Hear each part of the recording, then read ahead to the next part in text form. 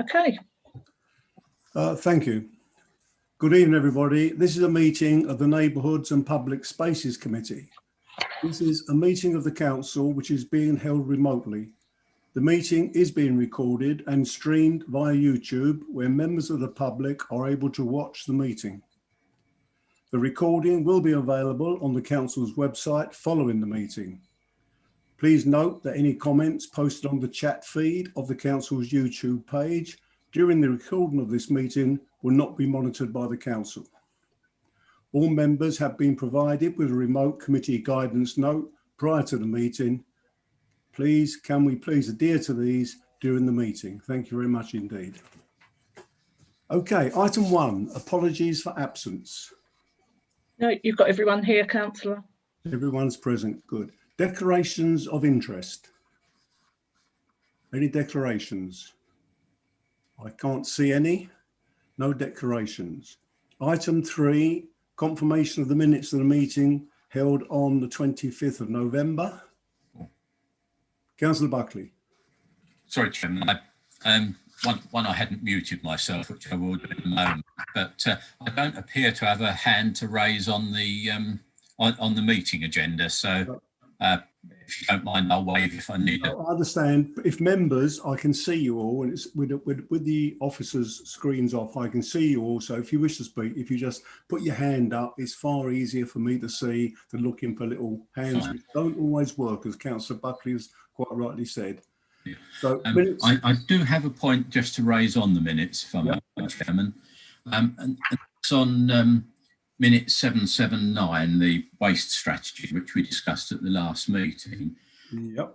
It is only just to make clear that the recommendations that came from the working group were not unanimous, and I think the minutes should be adjusted slightly to reflect that. Not changing the gist of what's in there, but I think it's reasonable to make that, and certainly I've been asked to do so by Conservative members that were on that committee.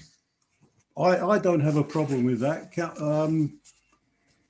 I don't see a problem with it personally. You know, if people want to recall that it wasn't unanimous, that's fair enough by me. Fine. Everyone happy with that amendment? If so, and then we'll approve the minutes.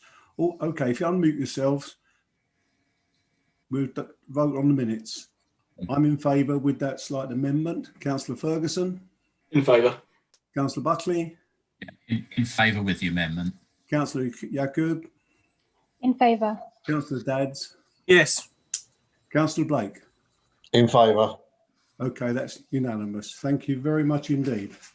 We'll move now on to the work programme, which you'll note is in my name, because I believe that the work programme is a programme of members. Therefore, it should come from the chairman of the committee. I would like to add 2 items to the work programme. One is for the February meeting to add an item on changing places and inclusive play. This is in relation to an opportunity with the County Council to bring something to Basildon. And on the March one, I'd like to add an update on the digitalisation of our services affecting this committee, bearing in mind that by July, we wish to have in-cab technology in our refuse vehicles, etc. So I would like to add that so we have an update in March. Councillor Dadds. Could I just raise a point with you in relation to the item for the 10th of March for the youth zone update? You may be aware that I'm a bit concerned about the funding, the corporate funding for the youth zone. And I don't know if it's possible for officers to get some form of at least a verbal update before February. So have a verbal update for February in relation to any issue around corporate sponsorship. The reason I raise it, Mr. Chairman, is that I've been watching and keeping an eye on this subject matter. the new accounts have come out for the charity, and they raise within their accounts a number of statements. David, Councillor, if I can stop you, Yes. I have no problem in having an update in February. Well, can I just, if you would allow me, Mr. Chairman, just raise the point that in the corporate accounts or the accounts for the charity, they raise a number of concerns and uncertainties around commercial activities and fundraising going forward. And that was last year from March onwards. And obviously we've had the COVID-19 now, and they are aware that there is a concern. So I certainly want to bring that to the fore as soon as possible to have an update. No problem. Thank you. We can have an update, and I'm sure Mr. Brace has listened to the points you've made, and they can be picked up in any. I think he's been waving frantically. Well, he has. He's been trying. I thought he was trying to stop me speaking. Councillor, the trouble with backgrounds is when you can wave a hand and it can disappear in the background. Mr. Brace. Councillor Dadds, I was going to contact you this week. It will be. I'll try and contact you tomorrow. Onside would like the opportunity to explain that to you. So quite happy to set something up. Yes, of course we'll do an update report in February, but they would like to talk through, because I think there's a bit of a misunderstanding of which bits are which in terms of the youth zone, because obviously there is Onside the company, but what will be set up here is the Basildon Youth Zone charity. So it's not in the Onside accounts. It will have its own account and be its own business that works with Onside. So quite happily explain that. I'll set a session up. Onside are in line to do that, so I will sort that out. If any other member wishes to attend that, you're more than welcome to, but I will contact if you let me know if you do, and then I'll get a date in the diary for you to have that conversation. Mr. Chairman, if I could respond. David, let me leave it there. It's going to go in. Mr. Brace has made an offer to you, and as I've said before, and Councillor Blake knows full well, on this issue, if people have got problems, I've said no problem. Individual members talk to Mr. Brace, and Mr. Brace will talk to you and update you, etc., etc. But the main reports will then come back to this committee, which I think is important. So if we leave that one there, it's in the work programme then, Councillor Dadds. Councillor Buckley, I'm going to bring you in. I would like to be included in that discussion as well with Councillor Dadds. I just wanted to raise a point, which is actually down on page 19, which is around street naming and numbering policy. It's at some date to be advised, which presumably is April or afterwards. As you know, you represent the area containing the Wick, and the streets there are named after Scottish clans, which I thought was inappropriate at the time, but officers had the power to make that decision. It was once taken away from them. I don't know if it's gone back again, but I would like that brought forward, because we are talking about some substantial developments within the borough, and whether I like them or dislike them, whether you want to call it Callaghan Towers or whether you want to call it Basildon City or whatever, I think that should be something determined by members, simply because it is going to be such a prominent part of our future if they're ever developed. Okay, can I say I always raise ones that are to be advised. I ask where we are on these. As I understand it, Mr. Brace will correct me if I'm wrong, this policy is still being in progress. There's nothing ready to come to committee yet. Am I not correct? You are correct, Councillor, and obviously Christine and her team are quite heavily dealing with the up and coming inspection, so it has put other work on the back burner, as it were, because her team are focused on that part. But I will pick it up with Christine tomorrow, and I'll get an anticipated date that it would come to this committee. So I'll get an idea from her, and then I will let you know, or get her to contact you. Okay. Just to add to that, Chairman, I don't think it needs to be anything necessarily complex, because clearly streets and road names are around people being able to find them, in particular the Royal Mail being able to find them, and so on. And certainly in the past, I did intervene on Craylands when I was a leader, and that's why you've got Churchill Avenue as the principal spine road. But yeah, obviously we're in your hands, but I think it's a relatively simple decision. Okay, I'll give you this assurance, Councillor Buckley. I'll leave it as it at the moment. If in the intervening time following the February committee, if you're with me, at the February committee, I'll see where we are to whether we can put it in the programme for March, whether any progress has been made on the policy. Okay. Okay. We need to vote then on the work programme as amended with the 2 items I've mentioned. If you can unmute yourselves. I will be in favour. Councillor Ferguson. In favour. Councillor Buckley. Against. It's your work programme, not mine. Councillor Blake. In favour. Councillor Dadds.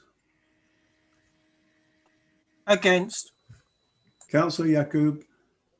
In favour. Thank you. That is carried. We'll now move on to item 5, the Wickford High Street update. If I can introduce once again, this is in my name. I'd like to give some of the background to it. Fortunately, when this alliance was in the administration up until May 2018, we did put £60,000 of members' investment in for Wickford. So we are able to use some of that to go towards this possible 6 months trial of closing Wickford High Street on a Saturday. I feel a little bit sad that of that £60,000, we spent £8,000 at the behest of the County Council to carry out a survey in 2019. I then met with Kevin Bentley, the Cabinet member for Highways, along with County Councillor Tony Ball, and we asked what data was produced from that survey. And to this date, we have never received it. So consequently, in January 2020, it was completed in January 2020, the end of 2019, we undertook our own survey and with businesses and shoppers and people in the high street.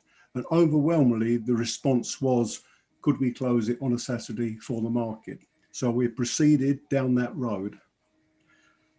The County Council now will have agreed that we can close it for 6 months, provided that £90,327 is made available for that 6 month trial. That is despite the fact that Councillor Bentley did put it in writing that this would be financed originally by the Highways panel, but I understand the Highways panel didn't have sufficient funding to do that. Now, I think it's important we do this.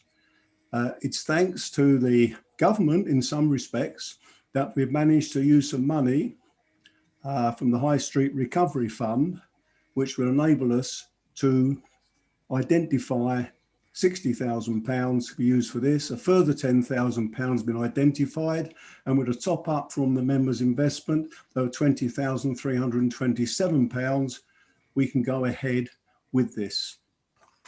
It has to be committed, the government money, by the end of March, but I'm hopeful that we can commit it, but I'm not sure we'll be able to have a market by the end of March. There's 2 recommendations on the agenda. One, that the committee acknowledges the project's progress made as part of the regeneration of Wickford High Street, and that the committee agrees the funding strategy as set out in the report. I would like to add a further one, that the team manager regeneration, in consultation with the chairman of this committee, seek from the County Council a contribution in finance to continue this on a permanent basis if the trial is successful. I think it's important because at this point in time, if it is a success, there is no funding for the TROs, etc., beyond the 6 months. The bus companies are on board with this 6 months trial and will use Station Avenue and the turnaround at the station. I think it's a good thing.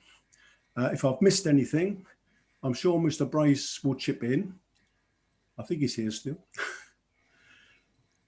No, you've covered everything, Councillor. So I've got Councillor Buckley's hand up and Councillor Dadd's hand up. Councillor Buckley.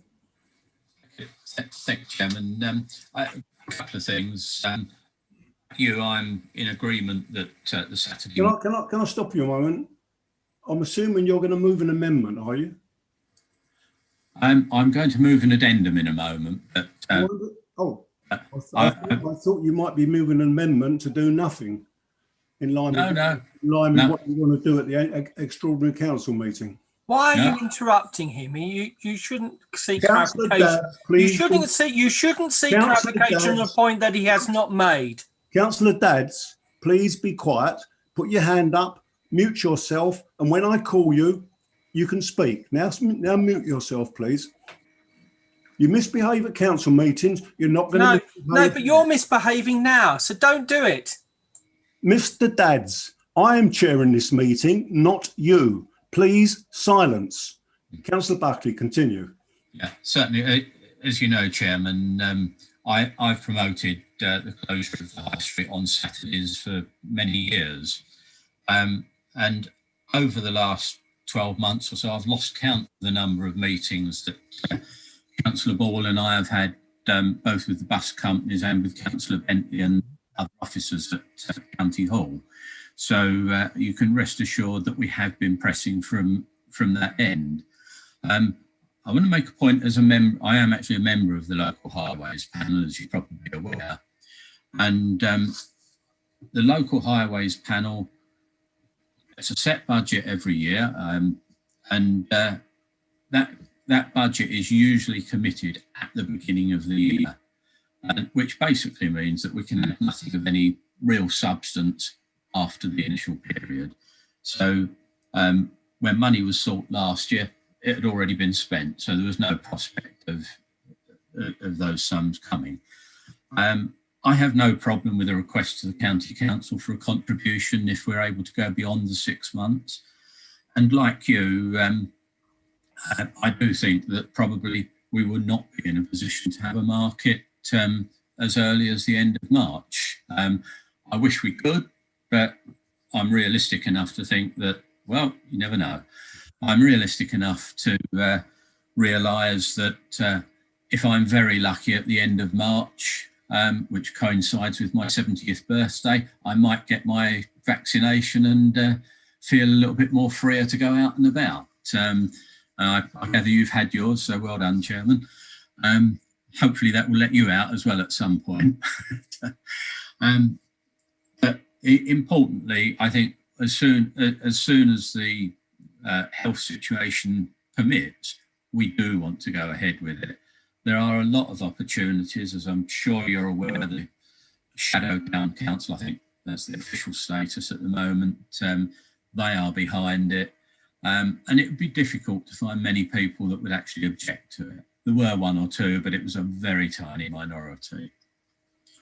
In terms of the recommendation, which I was going to add to the agenda, it's a topic that we have spoken about previously, and that's car parking. And I'm going to propose, and I think Councillor Dadds will second, that the free weekend parking policy continues. The 3 hours that we have at the moment continues beyond the end of this month, where it's agreed to, and that the concessionary charges midweek continues whilst we have the COVID lockdown. And I think that we obviously don't want the car park filling up with commuters, and that's why I agreed with you that the right thing to do was to put the 3 hour limit on. But equally, I don't want to see us damaging the high street any more than necessary at the present time, because a lot of those businesses are not finding things easy, if we can put it put it that way. So I think that if we can avoid imposing charges on them till we see the end of the pandemic, then I think that we're in a position that we can look at reimposing the charges as they were previously. But we've had the free weekends for a long while now. Let's at least keep those, or at least for the 3-hour limit. Can I just say, at this point in time, I don't think that amendment should be associated with this particular high street update, but bear with me, because at the end of the last item on the agenda is the COVID update. And on that COVID update, Mr. Brace will be explaining the situation regarding the car parks. So okay, well, I'm quite relaxed to take it under item to put that recommendation under item 13. 11. Sorry, item 11, sorry. Trying to read 3 screens at once. I'm quite happy to put that motion under item 11. But I think you understand the point I'm trying to make on it. Other than that, as I say, we're all there to try and make the high street work, and I welcome initiatives that will deliver that. But let's not forget, if it wasn't for the government, we wouldn't be able to do anything at all. True. Councillor Dad, do you wish to speak? I do, and I think it's only right, Mr. Chairman, if I or any other member is speaking, unless we are making a breach of the Constitution, then we should be able to speak uninterrupted by anyone.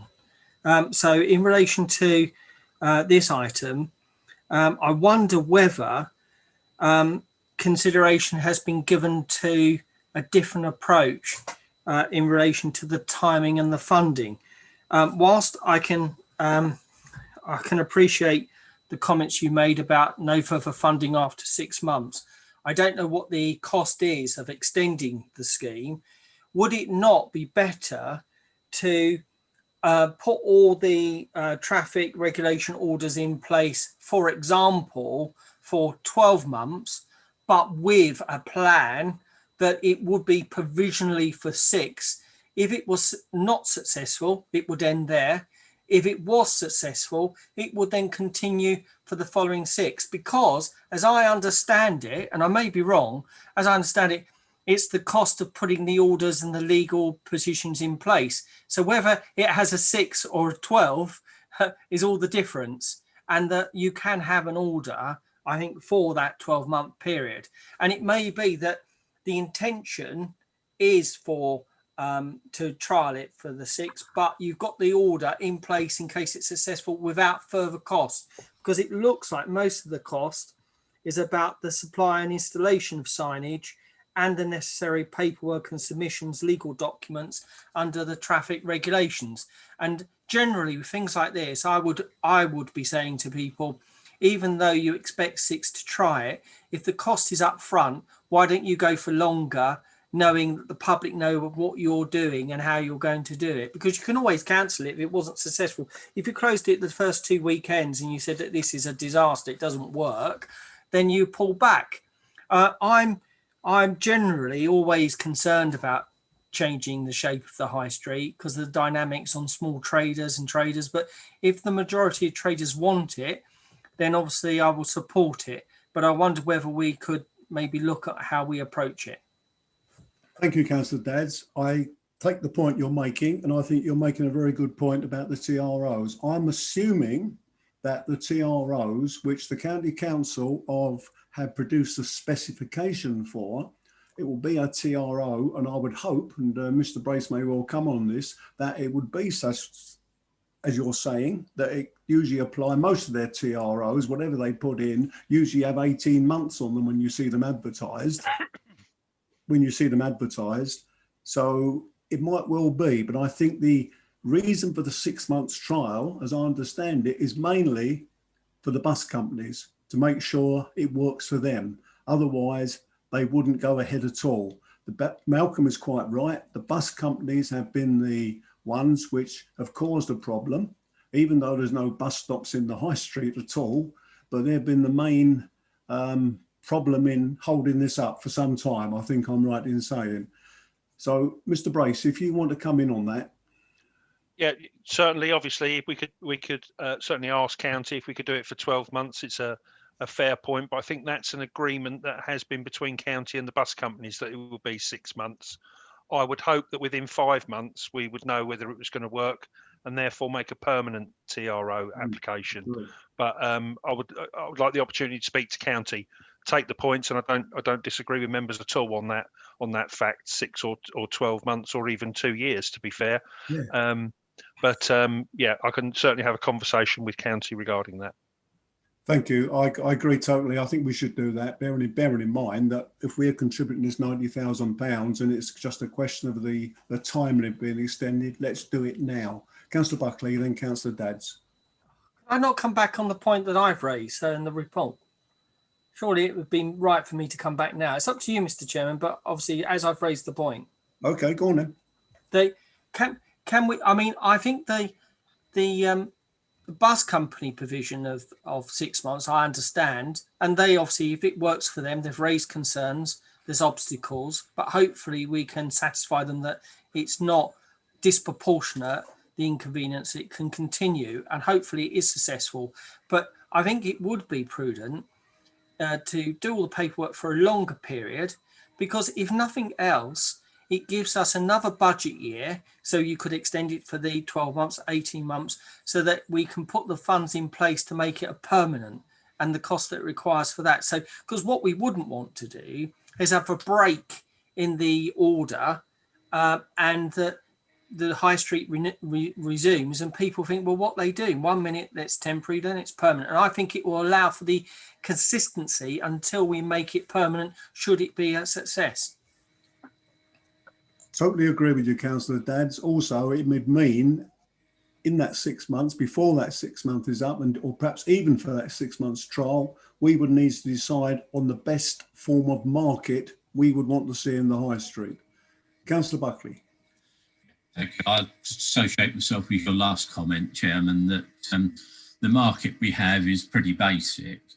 Some of that is down to the restrictions on the amount of area available to them. And I think that there are opportunities for regular special markets. We've had continental markets, French markets, Christmas markets, you name it, they've been there. Yeah. And I think that with a proper management program on that market, you can actually put a feature in there, maybe a monthly feature or whatever, that will actually drive trade and bring people into the town to the benefit of the other businesses as well. I am on board with the issue of the TRO being made for 18 months or 2 years, whatever, because I think that then gives us a bit of flexibility. One, we don't know yet when we will be able to start the trial, but we obviously will need to get the TRO in place, which takes a while anyway. So I think putting that in place, maybe not immediately, but relatively early, is a good thing if we've got a long window for it. What I then think is that if it doesn't work, and I think you and I are probably pretty confident it does work because we've done it before, but if it didn't work, you don't even need to run the full 6 months. But I believe it will work. I think that's your view as well. I just wanted to say about the bus companies, though, because I've sat in on meetings with them, and they are not the easiest organisations to deal with. I'll put that politely, of course. And I do understand what their issues are, because if you change a bus route, and it affects the time that journey takes, even by just a couple of minutes, the problem is that bus is often used for a different route when it reaches its destination, and that throws all the timetables out. So I do understand that there is a real issue there. And the bus company's reluctance was rather around the issue of, for example, a number of routes, particularly coming from Basildon, go through the high street. And if they have to go round the bypass and back to the station, X10 was a an example that was quoted to us. Not there's many passengers on it at the moment, unfortunately, but I think the bus companies, once they've got established into a pattern, that they will then be comfortable with that. The difference to the journeys, I think, will be fairly minimal. And I think looking forward to plans that are going to come up in other spheres, I think there are a lot of opportunities for us to look around the site that's currently the arcade and opposite Orgies, where work can be done in that area, because that was always the main bus stop for Wickford there, if you recall, outside Abbey's and the like.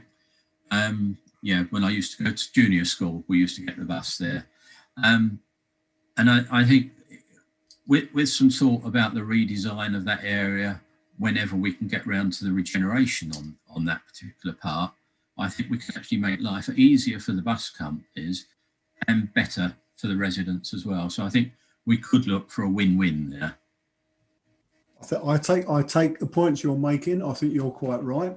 I think what people got to remember, Wickford is a market town, always was a market town. And as far as I'm concerned, I know Malcolm agrees with me on this, we want it to come back to be a market town. We may disagree on many things, but one thing I think we have both consistently fought to get the high street open on a Saturday for a decent market, not a junk market. We have had speciality markets. The Christmas market proves what can be brought into the town. So I think it's a win-win if we get this going.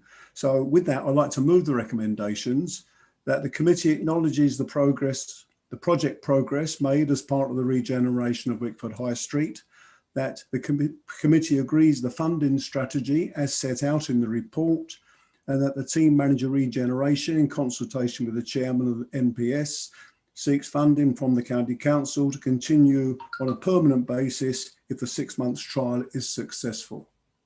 I'll be voting in favour of that. Councillor Buckley? I'll vote in favour of that, but after we finish the vote, can I just come back for one? No, we're taking the vote now, please. If you unmute yourself, you're in favour.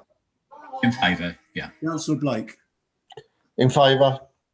Councillor Yakub? In favour. Councillor Dadds? Favour. And Councillor Ferguson? In favour. I apologise, that's carried. I apologise, keep doing different orders, but you keep moving around the screens on my screen. Okay, that is carried. Thanks very much indeed. We now move on to item 6, the outline business case for air quality mitigation measures on East Main. This is one report which is not in my name, quite rightly. It is in the name of the Environmental Health Team Manager, and Mr. Howlett is going to take us through this. Martin, are you there? Evening, councillors.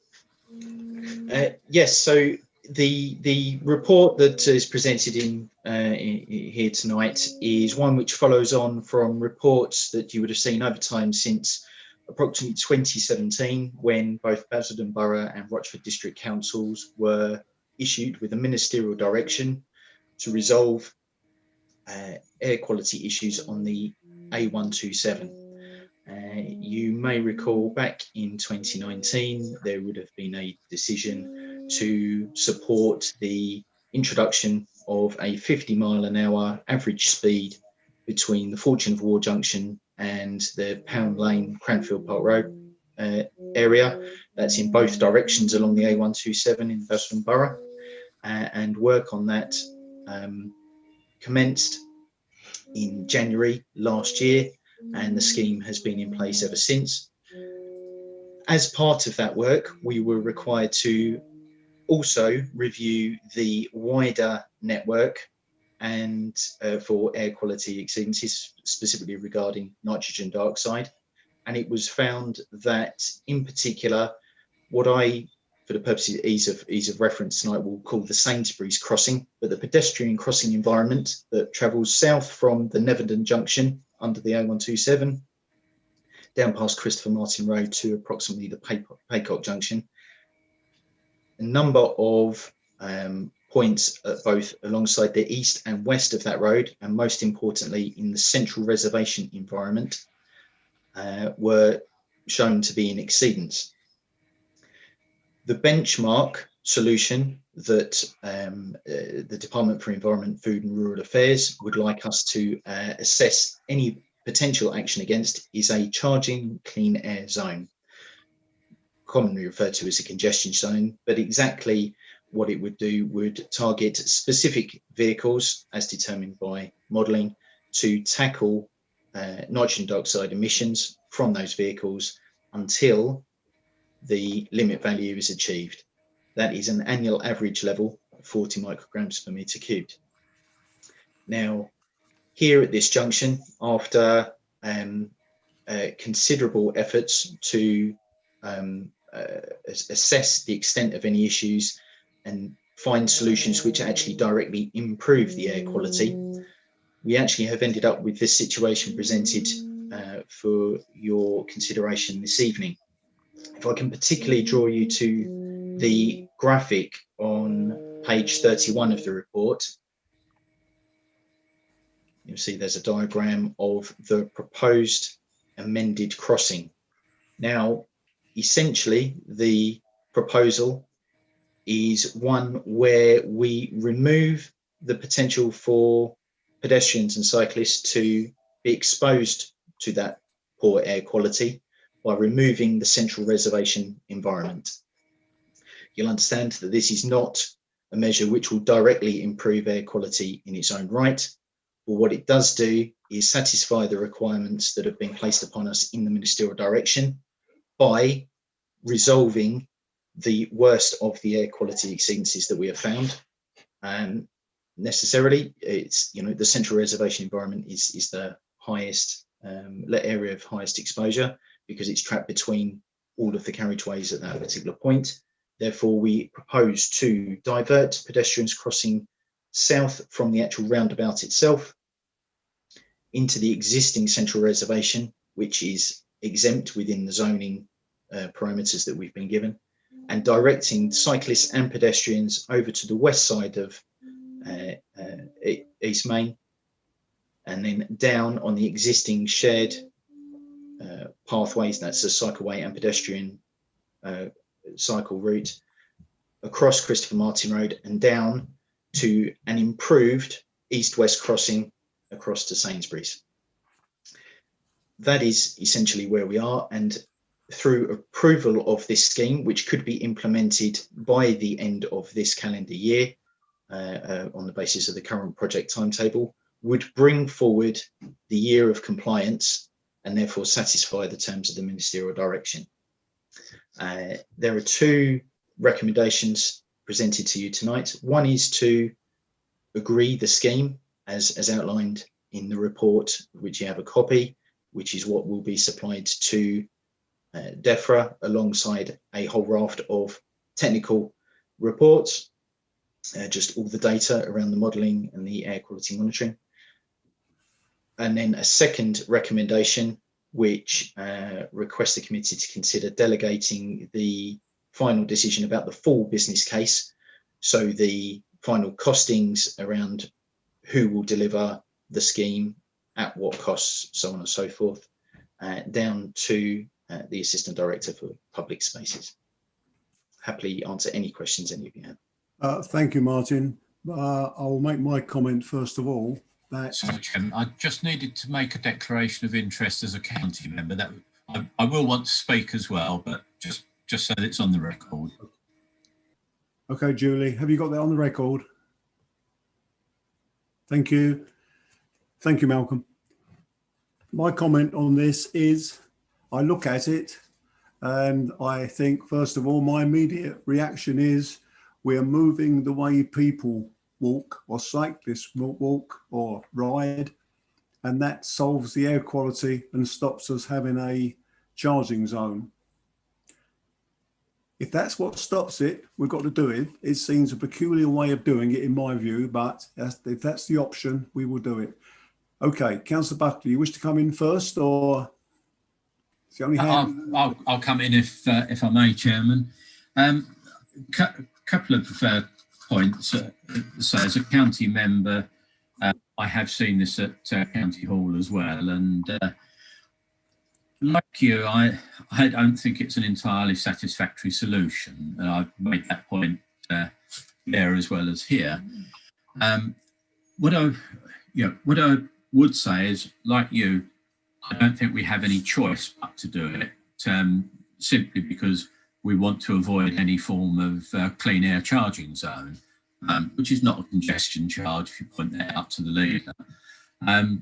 But in terms of what it's actually doing is reducing people's exposure to high levels of pollution. It's not resolving the high levels of pollution themselves. And I think that's something that we need to understand. And I think someone thinks that a magic wand will be waved, we'll all drive electric cars and there'll be no pollution on the streets. It will just come out of the power stations instead, probably. But that's what I think they believe to be the solution. What does concern me more than anything else is the apparent route that's recommended for cyclists. And if you're coming from Basildon towards Wickford, you're asked to cross one dual carriageway, then another dual carriageway, each with sets of lights, then another set, and then another set. 4 sets of dual carriageway just to get to the other side of the roundabout. You and I know what people are like. Well, I think you do. I think I do. But people are creatures of habit.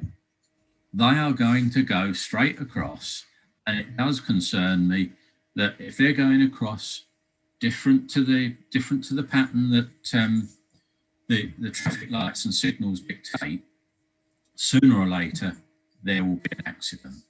And if it's a cyclist involved, it's likely to be serious. So I am very concerned about that aspect of it. When I challenged the highways engineers on this, and I've challenged them similarly on other pieces of highway engineering, which they've, sorry, I've just got a dog beside me that wants a biscuit beside me, hazard of working from home. But when I've challenged the highways engineers, the response I got was, well, if everybody drove in accordance with the law and stayed on the right side of the lines and slowed down at the hazards, we wouldn't have any accidents. And that's almost certainly true. Unfortunately, an awful lot of drivers, pedestrians and cyclists, I would hasten to add, do not follow those rules. And that gives me some reservations over it. I will be voting for it, but with a heavy heart, and only because I don't think we have any other alternative at this point in time.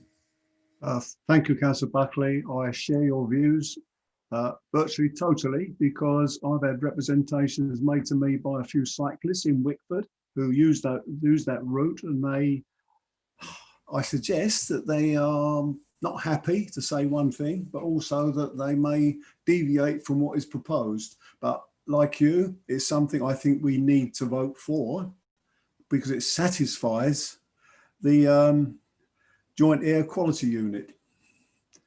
We're behind an 8 ball, aren't we? Councillor Ferguson. Thank you, Mr. Chairman. I'm sure, like all members, I was concerned when we received the ministerial direction, and know that we needed to take all the action possible to ensure a charge doesn't get met by our residents. And I want to thank officers for all their hard work, working around the clock to avoid this from happening, particularly as it crosses an area that I represent as well. So, like yourself, Mr. Chairman, if this is the action that is required to take to avoid that charge coming in, then it has my full support. Councillor Dadds.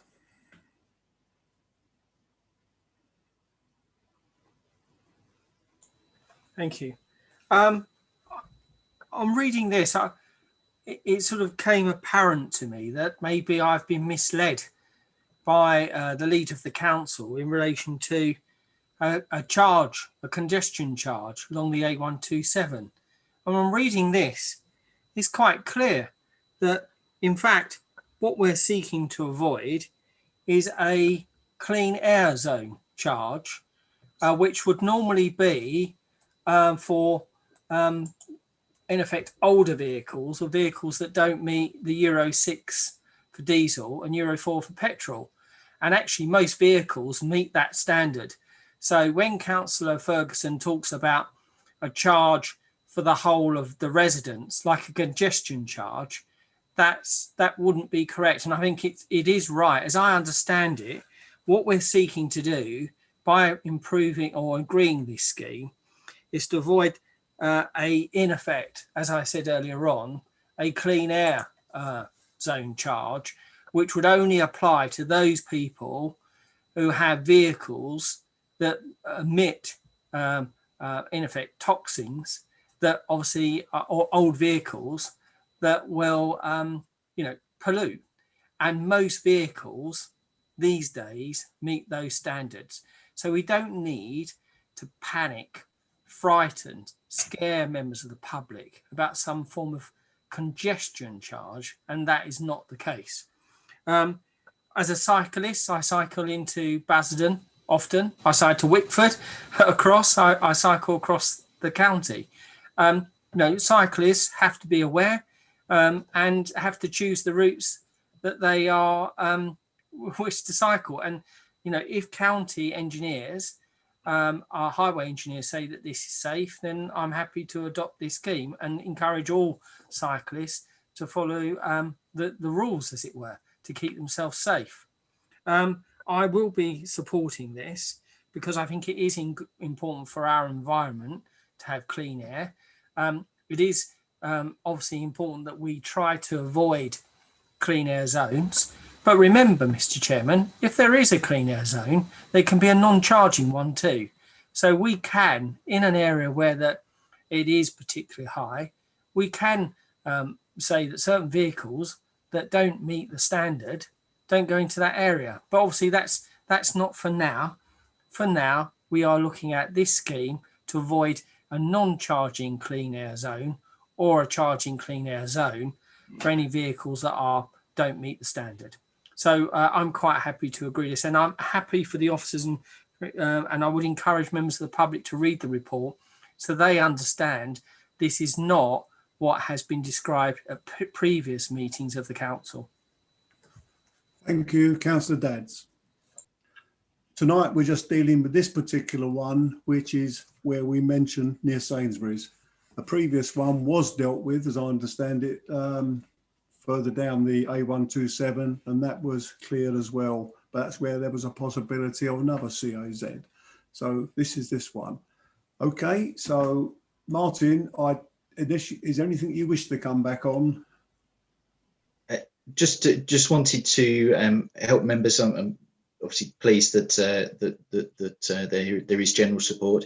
Just to emphasise two parts. There was a public engagement exercise prior to Christmas, and that was generally supportive. It was well responded to, better than some major highway schemes that do come forward. Yes, cyclists in particular did raise their concerns because of the additional number of crossings that would have to take place. But across the board, there was understanding that this was an important issue to address, and that there was understanding as well that this was the appropriate solution for what was coming forward. Just to address the points around cyclists and cycle lanes as well, there is further context about the plans for improving the cycling network coming north-south from Wickford down into that environment. So yes, this is a standalone issue, and you quite rightly, it doesn't necessarily advance cycling directly in this situation. However, it fits within the wider schemes that are being looked at, and the actual direct east-west crossing, so at the actual Sainsbury's crossing, as we would term it, that is getting upgraded. So within the work that we are doing, it only goes ahead if it is funded by DEFRA, the Joint Air Quality Unit, but we are looking to secure that improvement very particularly. That was all. Thank you, Chairman. Thank you, Martin. Okay, we'll take the recommendations on page 29. To agree the submission to the Joint Councillor Harrison, I did put my hand up earlier to speak. I'm sorry, I didn't see you, Miriam. I apologise. That's all right. No, I just kind of wanted to come in on this as well.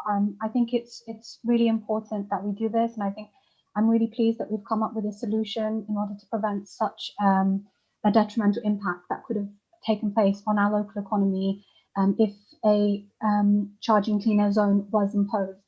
I would also like to point out that earlier when the officer opened with this report, he did say that a congestion charge and a charging clean air zone are usually kind of the same thing. He did insinuate that it was synonymous to each other, and I think we need some clarification on that because there certainly hasn't been any fearmongering. I'm really pleased that we as an administration have actually taken action. We've not just sat back and assumed that everything would be fine if we didn't do anything. We've come up with something, and I think it's a success, and it's a testament to the hard work that officers have put into this. And I'm really pleased with it, and I'm pleased to support it today. Thank you, Councillor Yukov. I think I would point members to page 31, where it does say the alternative options are to propose the implementation of a charging CAZ. Now that is another option. We're not talking about that option tonight because that option isn't on the table as far as I'm concerned. This is the options on the table. Councillor Blake, did you wish to come in? And then I would say, thank you, Chairman. I wasn't going to come in, but it's not. Let's just make this quite clear. It's not just this administration that was involved in doing this as well. I spent many hours with Martin himself actually when the Conservatives were in control. So it's not something that you've introduced. It was something that, if you want to put praise anywhere, it has been cross-party on the hard work that's gone into this. And I don't think we've agreed on any. We've argued on any issues regarding the congestion charge. Nobody wanted it and was all against it. So it's not just been this administration. It was the previous administration who also spent an awful lot of time and effort during the week, hours and hours and hours on this. So it's both ways, I'm afraid. Thank you, Councillor Blake. I agree. A lot of things are done across the board, and I think that's very well. I take the recommendations now because I don't want to get into another debate on the secondary issues. The recommendations are quite clear on page 29. We agree the submission to the Joint Air Quality Unit of the attached draft outline business case proposing a change to the layout of crossings on East Main, and agree the delegation of the decision to submit the full business case for the same to the Assistant Director of Public Spaces unless there are any substantive amendments required by the Joint Air Quality Unit. I will be voting in favour of those recommendations. Councillor Ferguson. In favour. Councillor Buckley. In favour. Councillor Blake. In favour. Councillor Yaqub. In favour. Councillor Dadds. In favour. That's unanimous. Thank you very much indeed. Thank you. We'll now move on to item 7, initiatives to improve the local street scene update. It's an update report. This is in my name as well. I asked for this report. Attached to it as enclosure 1, you will see an operational plan basically for the future. This is just the start as far as I'm concerned in the administration. The term Pride Team is associated to the groups who go round, and each administration has increased the number of these. I think we're at the point of almost taking over the highway rangers, but Mr. Brace will come in later on and tell me if that's happened yet or not. And what I would like to see from this, and that is why on the work programme there will be an update on the way we operate later on this year, is that Pride is not just linked to these particular teams. The Pride team, as far as I'm concerned, is those who give pride for the whole across the borough. That's our refuse collectors, it's our litter pickers, it's all the people who do work across the borough to make the place better. The Pride teams are part of it. In the past, we've been very, very reactive rather than proactive. And if you look at this operational plan, it's intended now we'll be more proactive and plan the work, although there will still be reactive work to do. I think we've made a good start. The number of Pride teams has helped. I think we're on the right road, and with digitalisation coming in eventually, this will help as well. I'm going to ask Mr. Hendry now if he wishes to add. He's here somewhere. James. Thank you, Chairman. Can you hear me okay? Yes. Lovely. And thank you for the kind words. And I think that credit has to go to the teams who've put in a lot of hard work over the course of the last year in delivering for the borough during difficult times. And that includes obviously all of the teams that are out there working, but particularly we're talking around our Pride teams tonight. I'm really looking forward to seeing how we can plan for those teams to deliver better for the borough throughout the course of the year coming. And as the report is only for noting, I'm able to take any questions on the report. Thank you. Okay, Councillor Ferguson, did you have your hand up first of all? I wasn't sure if you waved or not. Otherwise, it's Councillor Buckley first of all. Thank you, Chairman.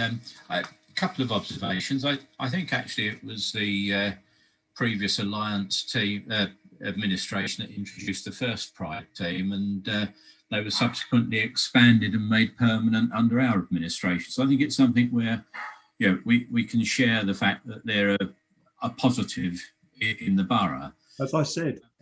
Yeah, where I have seen the work that they've done, I have to say that they've done a very good job. So I'm quite happy for Mr. Hendry to pass that on to the guys on the front line, so to speak.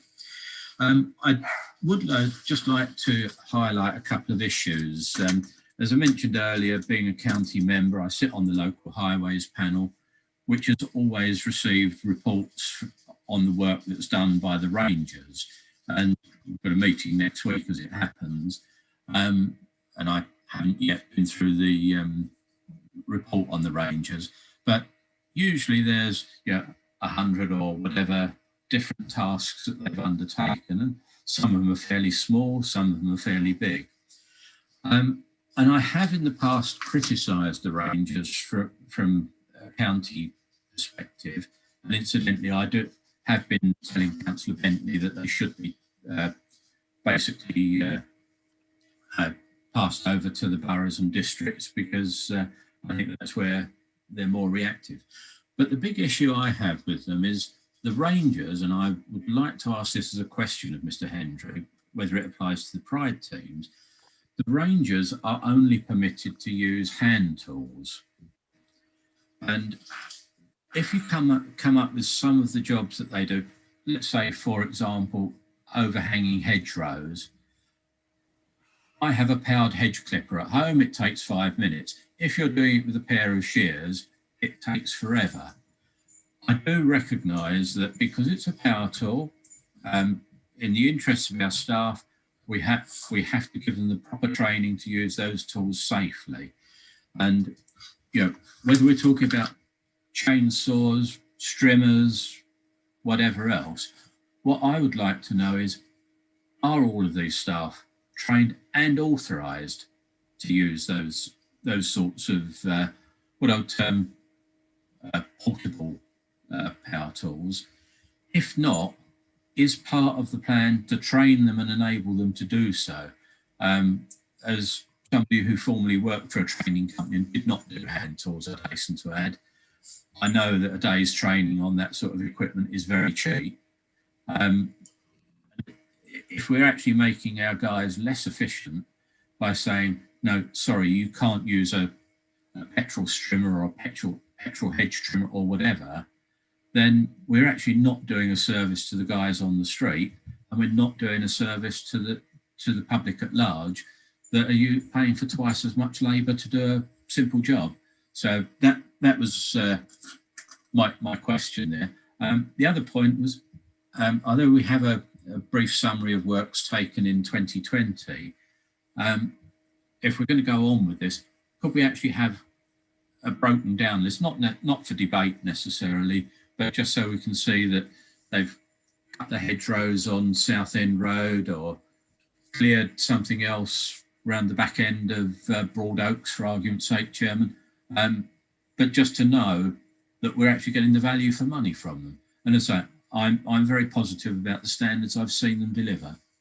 On your second point, Councillor Buckley, I think that will be easier to bring it out to us, committee members, when we get the digitalisation in further and we stop passing pieces of paper around as we are starting to do, that will be easier. So that will come, and I would welcome that as well. You might actually be able to get the digital link that they use at County Hall. Yeah, I don't know, but I'm sure Mr. Henry got contacts there. Okay, well, can I ask Mr. Hendry or Mr. Brace to come in on the highway rangers? Are they with us yet, or are they still on their way? We're currently in negotiation because obviously staff will be being tupied over, and of course the complication of going through county to Ringway Jacobs. But we are on that and are in conversation regarding that now. So hopefully by the new financial year, we're hoping they will be with us. Okay, thanks. Okay, Councillor Yakub. Sorry, Chairman, I didn't get an answer on the training and the power tools. Okay, we'll come back to that. But I'm sure Mr. Brace is now looking at it. I'm working on the basis. I understand what you said, because I was told also that the highway rangers couldn't use the tools our Pride team use. And I'm assuming if they're coming over to us, they're tubed over, they will be trained to use the equipment the same as the Pride teams use currently. The troopy, they may not be able to be trained if they don't volunteer for it. Well, well, okay. I'm not encouraging that. Mr. Brace. I'll pass to yes, Mr. Hendry. I'll give you the operational stuff. Thank you, Chairman. Thank you, Councillor Buckley, for your question there. The teams, they have a range of tools available to them. They've got strimmers, they've got loppers, they've got long arms. They're soft horticulture tools. What they don't have is chainsaws, but the work that they're doing, they don't need chainsaws to do. But they do have access to teams who have heavier equipment if they need to. What we have also got within the team is they are fully trained on a piece of equipment which is called a weed ripper, which you push along the channels and that rips all the weeds out. So we've got one of them, which the teams are trained on. And within the team, we've got a few of the team members trained up on spraying. They've got their spraying licenses and all of the kit that they need to do to use that as well. Obviously, there are restrictions around some of the power tools in terms of halves and making sure that our staff are protected around that, hand-arm vibration syndrome. So all of the training and all of the protection is in place for the team as appropriate. So thank you for the question. Thank you. Councillor Yakub. Thank you, and thank you for the report. I fully support the idea of simpler working and putting the team into working more collaboratively and more efficiently. I think the Pride teams have carried out excellent work today, and they will continue to do great work and to work towards making our borough a place we can be proud of. I had a question around the workload prioritization. So on the report, it said that it will be undertaken on a manual basis for now. Do we have any plans on making that a process that will happen automatically in the future, just to make sure there's more efficiency and it can happen a lot more faster as well? Mr. Hendry. Thank you, Chairman. Thank you, Councillor Yakub, for that. So we are undertaking, as part of the Council's digital strategy, a large and whole-scale review of our processes. That includes process design and, as Councillor Harrison alluded to earlier, making sure that where our processes are done, they're done digitally, they're end-to-end, and they're adding value all the way through. So we're currently looking at all of our processes, start to finish, to make sure that they're designed in a way that can be done more efficiently in the future. So absolutely agree with that. Thank you. Councillor Blake. Yeah, it's just something for food for thought. I think they do a great job, to be honest with you. I do feel for a period of time it was, as you said earlier, was proactive rather than reactive rather than proactive. But I think that's changed now.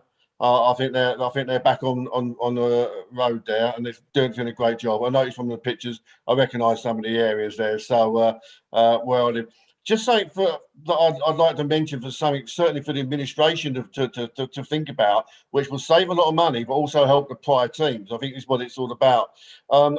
There are, behind me, for example, I've got a large field. I've got a path that goes round it, and I've got about 3 foot up to my fence. They council have to maintain that 3 foot of fence land, and it's a total waste. I've tried many times to say, sell it. Sell me that little bit of land. It's not taking up anything, that's what warrants anybody. They've got a green there. They're not losing any greenery. They're losing about 3 foot from the edge of the path to my back gate.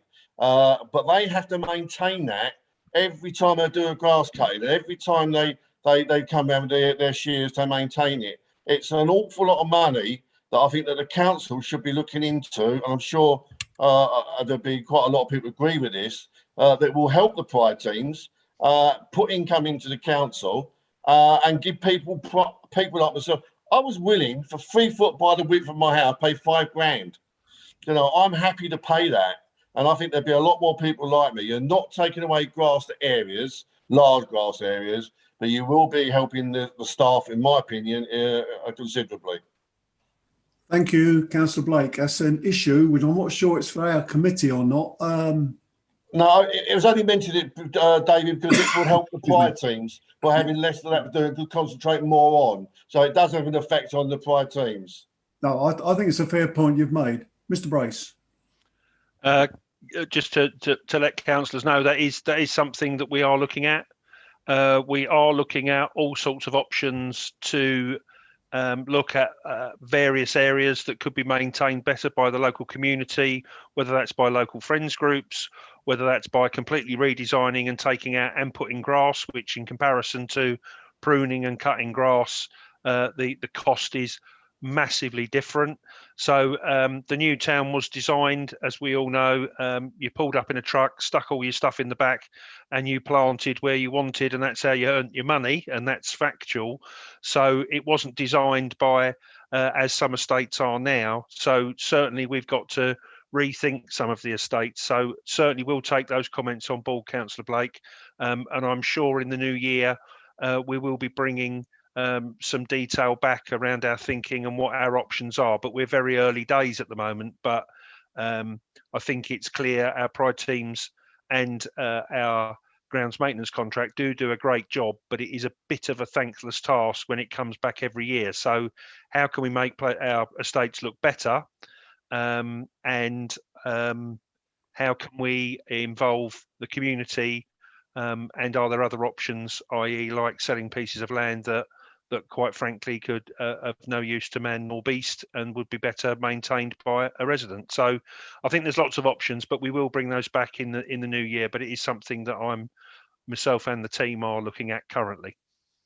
Thank you, Mr. Brace. It is the new year now, and as you will recall, because financial year. Sorry. But as I asked in the work programme, you'll have seen that in February there is an item on grounds maintenance update.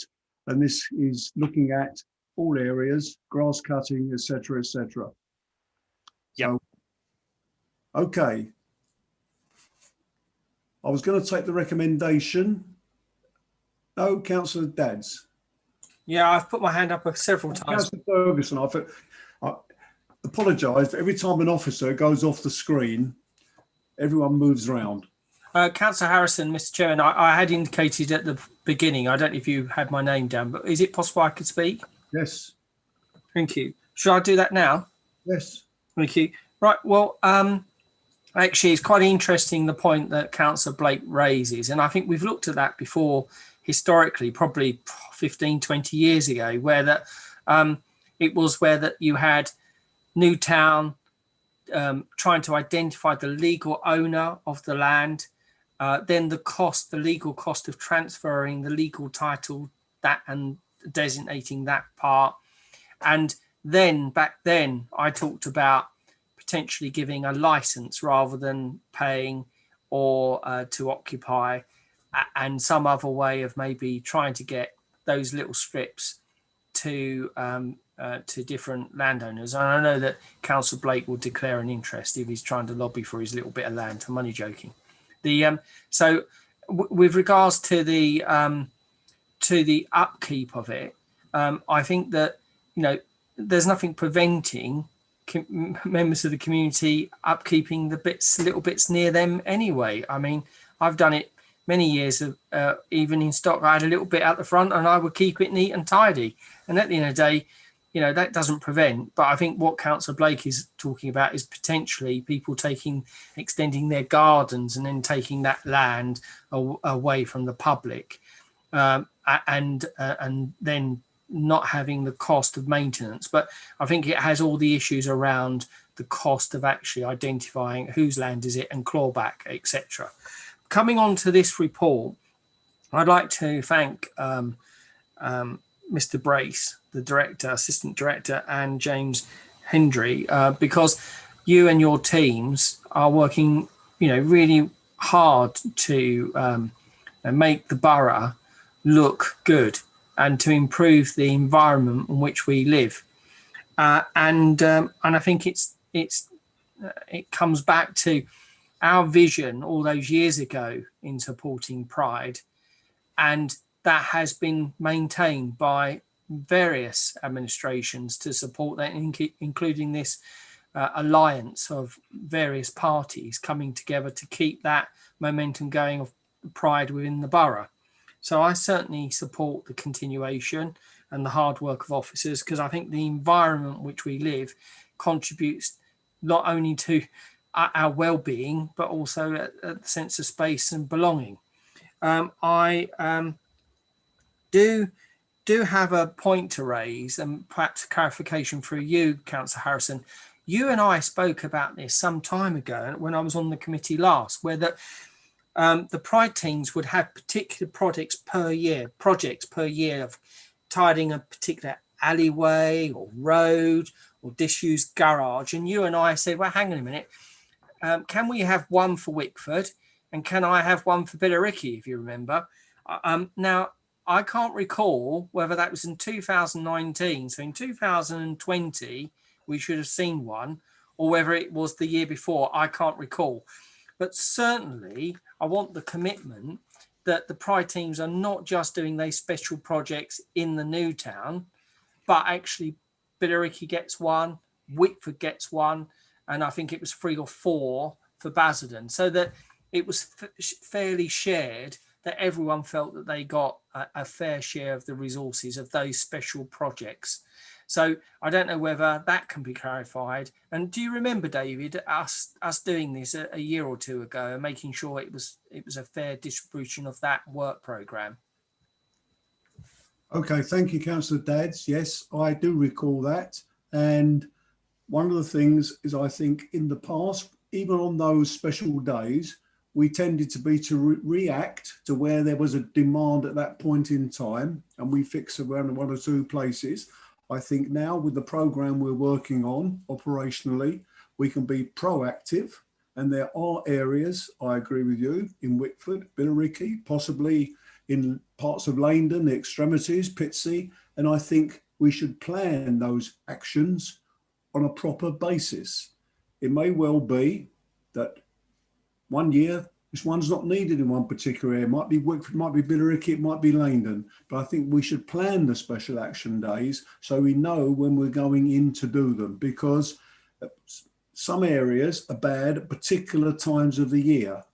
But I think also there's when we talk about how we operate generally, we need to start talking across the board with the county council, whether or not they're still going to operate their hedge card system they used to have, because a lot of the maintenance we do is probably on behalf of the county council, clearing, making highways and footpaths usable. That is why one of the things I'm discussing with officers is to look at the costs to us as a local authority in doing work which is really on behalf of the county council, and how much the county council currently contribute to for that work, as grass cutting, etc., on highways. That is being looked at. It may well be it balances itself out, but that will be coming back in February. Yeah, fair proportion throughout the borough. I agree. Mr. Brace. Just to reassure all members that where we want to be in future, we will have planned works, and this committee will see those planned works, what we intend to do. Very open and honest, it will be across the whole borough. What is a bit more difficult is that reaction work where something's gone wrong, as detailed in the report, where there's something that's fallen over or got into a state of disrepair very quickly.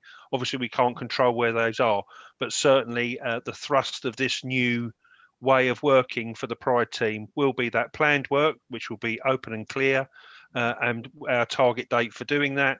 We're hoping that through digital, you'll be able to track when that work is done. If members have a particular issue, they can put that into the system, and then it should spit out to you when that work is likely to be done. So hopefully all this will become a whole lot easier over the next year and a half, but I can assure you it will be across the whole borough. Thank you, Paul. Councillor Ferguson.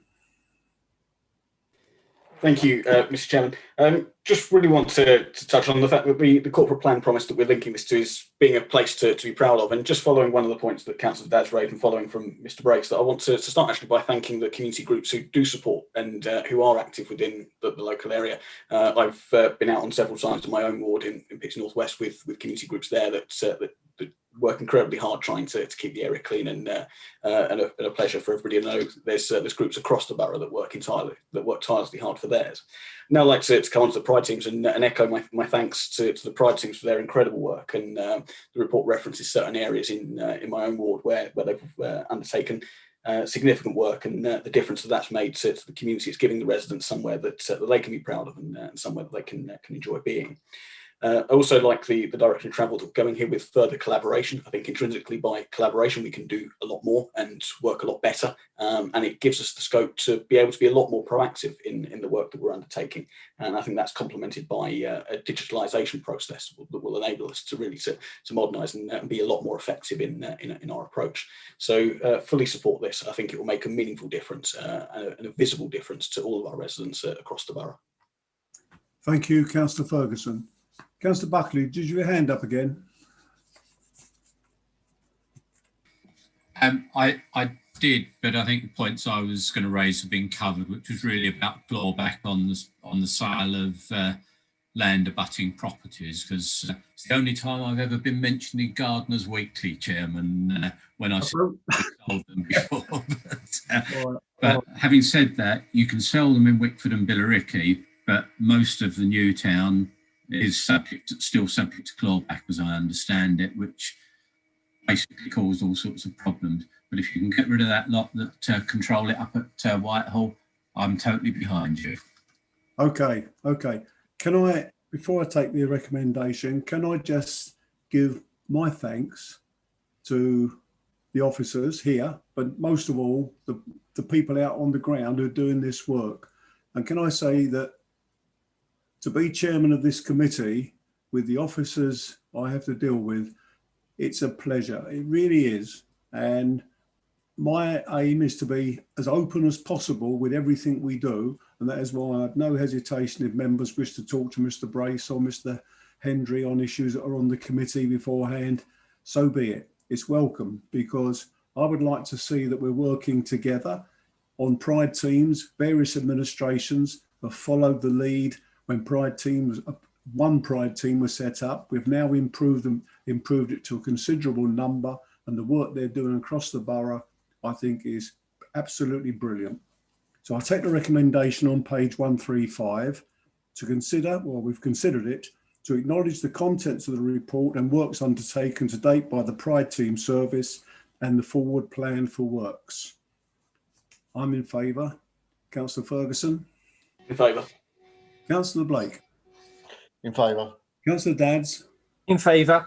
Councillor Yacoub? In favour. And Councillor Buckley? In favour. Thanks very much indeed. Kevin, there was a request for a short comfort break on the chat. I don't know if that's feasible. Well, I don't look at the chat because I think the chat is so impersonal and opens up issues which I don't want to know about. That's the only one on there. It wasn't me.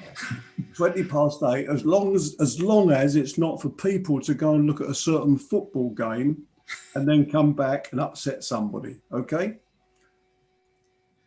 Back at 25 past. Okay. Okay.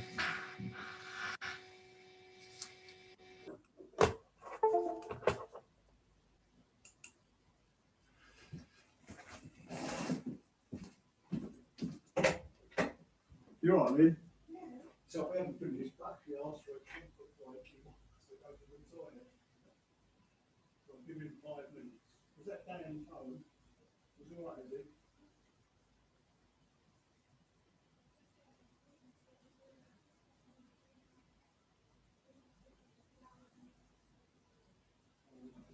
Stop raining, I see. Right. What game are you watching now? What's the score? Oh, no. What did Man City do? Did you know?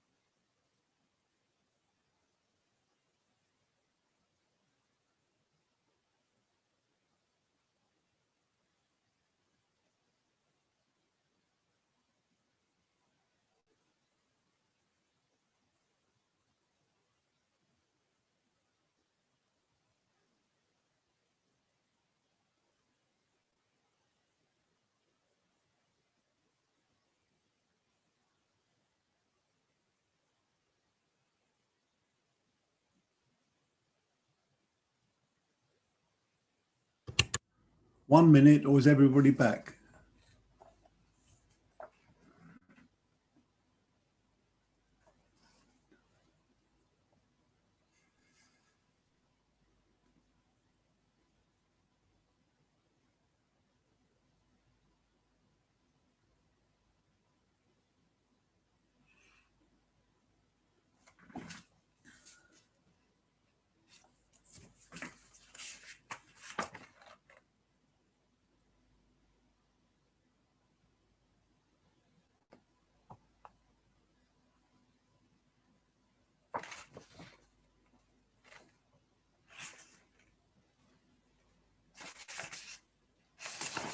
Okay. Is everybody here?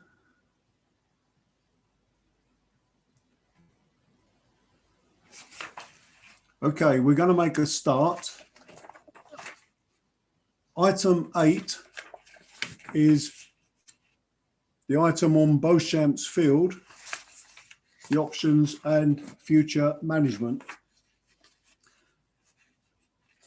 Can I just say on this, considering that it was only in November that we started progressing this, the work that's been done by officers, and I'll pay particular knowledge of Rob Baker in Parks and Grant for the work they've done in getting this to this stage.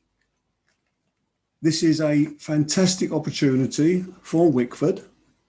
26 acres of land which had never been available to the public before. It was originally given to the council, but as a lease to Beauchamps School as its detached field, and that lasted for many, many years since Castle and Wards actually built the Beauchamps Farm Estate. When the school gave up the lease, we took it over, and from November, we've made significant progress. We can make much further progress now. I think it's a remarkable opportunity what can be done on this area in terms of tree planting, 3,500 trees. We can get a community orchard of about 200 trees, a wetland with 6 ponds, a wildflower meadow, etc. And its proximity on one side to the Memorial Park and on the other side to the Giddings Copse. I think it is a really good opportunity for the borough in terms of the biodiversity it will introduce to the area. Also with the right of way already there, a part of the way alongside the River Crouch, it gives us the opportunity in the future to progress the footpath from Rumble to Battlesbridge, much of which will already be there. I think it's a fantastic opportunity. I welcome the fact that from our members' investment fund, we diverted some of it with the agreement of this committee towards this £17,000. £3,000 will be now found to make up the £20,000 to start the ball rolling. One of the recommendations, I do intend to add a second recommendation that we invite local businesses and individuals to sponsor a tree for the community orchard. I think that will be a good thing for the town, for businesses and the community. I already know that some people have contacted me and said, can we sponsor a tree? So I think it's a good start. I just asked now if Mr. Taylor wishes to come in to add anything, because that's only my views. He might tell me where we got some more money for the other £27,000. I don't know. Grant. Well, that hasn't set me up particularly well, Councillor, because I can't give you any more money, I'm afraid, but we are working on it. I promise you. No, I think you've established the project and its importance to us, and the excitement I think that we've got as a team, and with the work that we've been doing with some local groups and volunteers and the like. You've established it very well. Your amendment you're raising now, of course, will be voted on by the committee, but that sounds particularly interesting to us. We have had conversations with the Basil and Billericay and Wickford CVS about the concept of a people's wood, and I think that would be something we could certainly look to take forward, should it get voted through, of course. Thank you very much, Grant. Councillor Dadds. Well, can I first start by saying, Councillor Harrison, I think that's a great idea, and I'm happy to second that. And I'm quite happy also to say that I personally will be happy to sort of sponsor a tree myself to support this, because I think it is an important project, subject to reasonable cost, of course. We're starting with the big ones at £1,000, Councillor Dads. If you're interested, I'm happy to do it. Absolutely, it's a great project. The look, I think great venture, great project. I do have an ask, and I want to see where we are as a clarification, because as you know, I'm quite active, and I try to be active, and I run all over the county. I run the Flitchway. I run all over with the Billericay Striders as well. I see an opportunity here for paths or footpaths and areas to run, so that people can do, if they so wanted, a 5K run and markers. So I'm wondering whether we've given some thought about being active. Not only is it maybe encouraging the walking, but whether we can have, whether it's a cycle path going along the River Crouch, whether there is some running that can go around or through, so that people can be active. And I think during the early days of planning, I'd hope that we would be looking at our well-being strategy and building in, runs like that or paths for all those types of activities. And I'm sure that Grant Taylor and his team, Rob Baker too, are, fantastic, really, really fantastic in trying to encourage everyone to be active. So I just put my pennyworth in here, and I'll declare my interest that if there is a path I'll run it. We've actually, unfortunately, Mr. Henry's not here. We've run the 5K for the Mayor's charity previously, so we could always all jog around for David Burton Sampson, maybe if it's built. He's on this call for later, so you know that. Sorry, Councillor Dads, thank you for that. Of course, there is a Wickford Park Run, which is still waiting to start. I mean, I was asked to start the first one ages ago, and we never got around to doing it because all things happened. First of all, it's funding, then it was COVID. So that's still going. Let's run it together. I can't do that anymore, David. We can walk it. It's not a race. Yeah, I might have to do that then.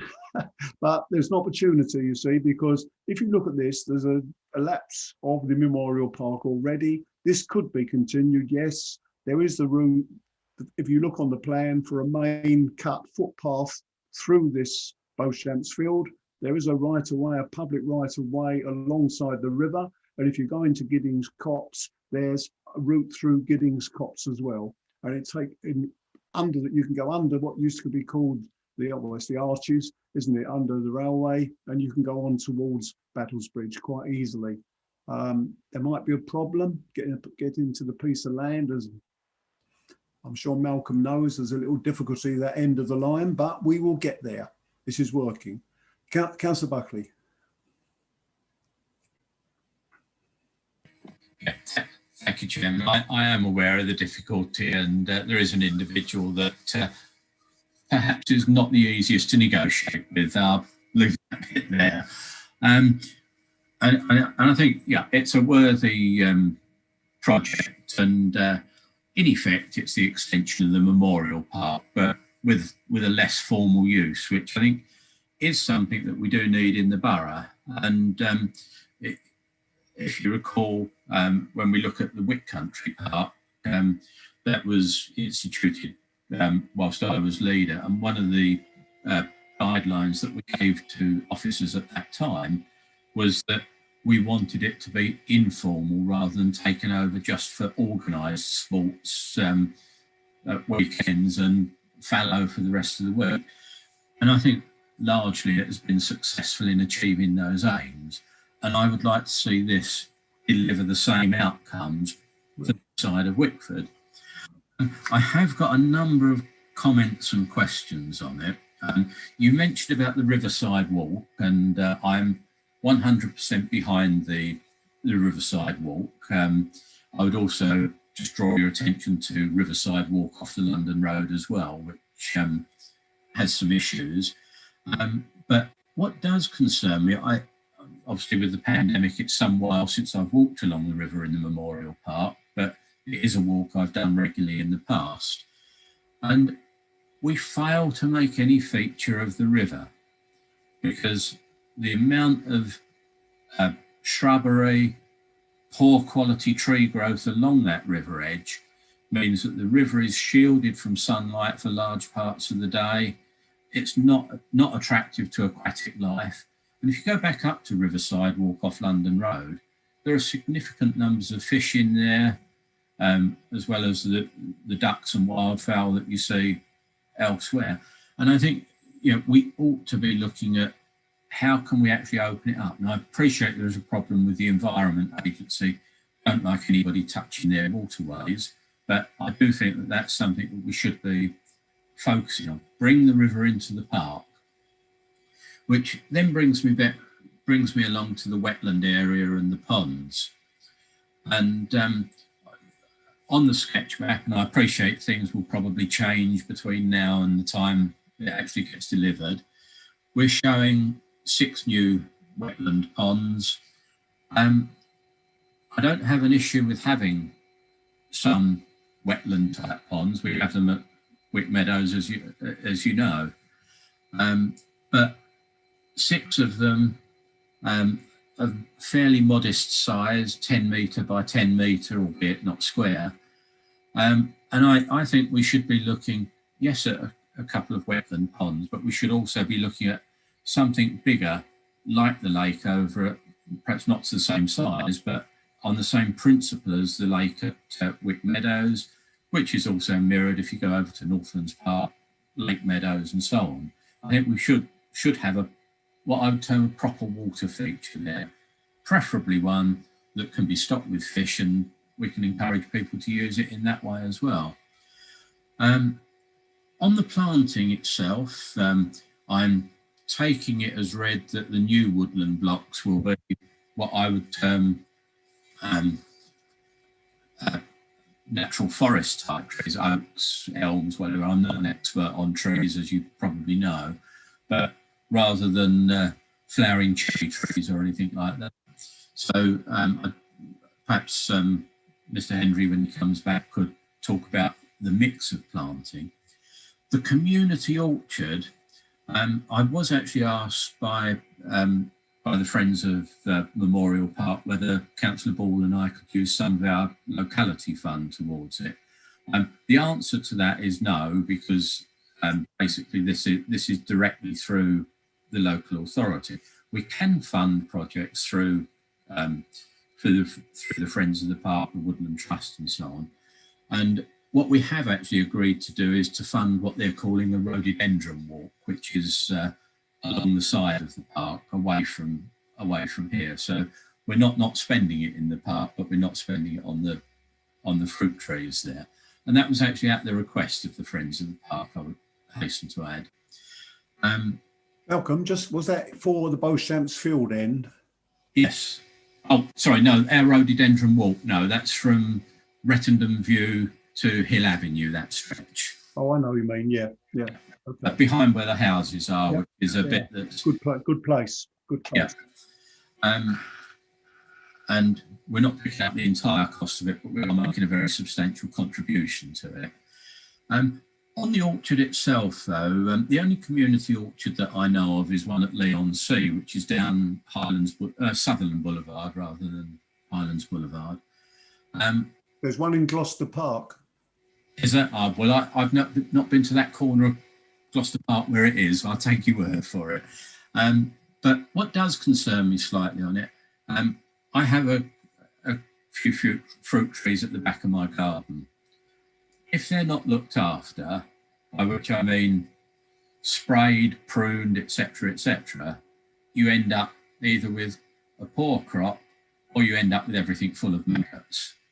And I would like to know how we're going to make sure that they're maintained in a manner that it actually delivers the fruit. Because I think the idea of it is that people can effectively go legally scrumping, is probably the way I would put it. And that's my understanding of it.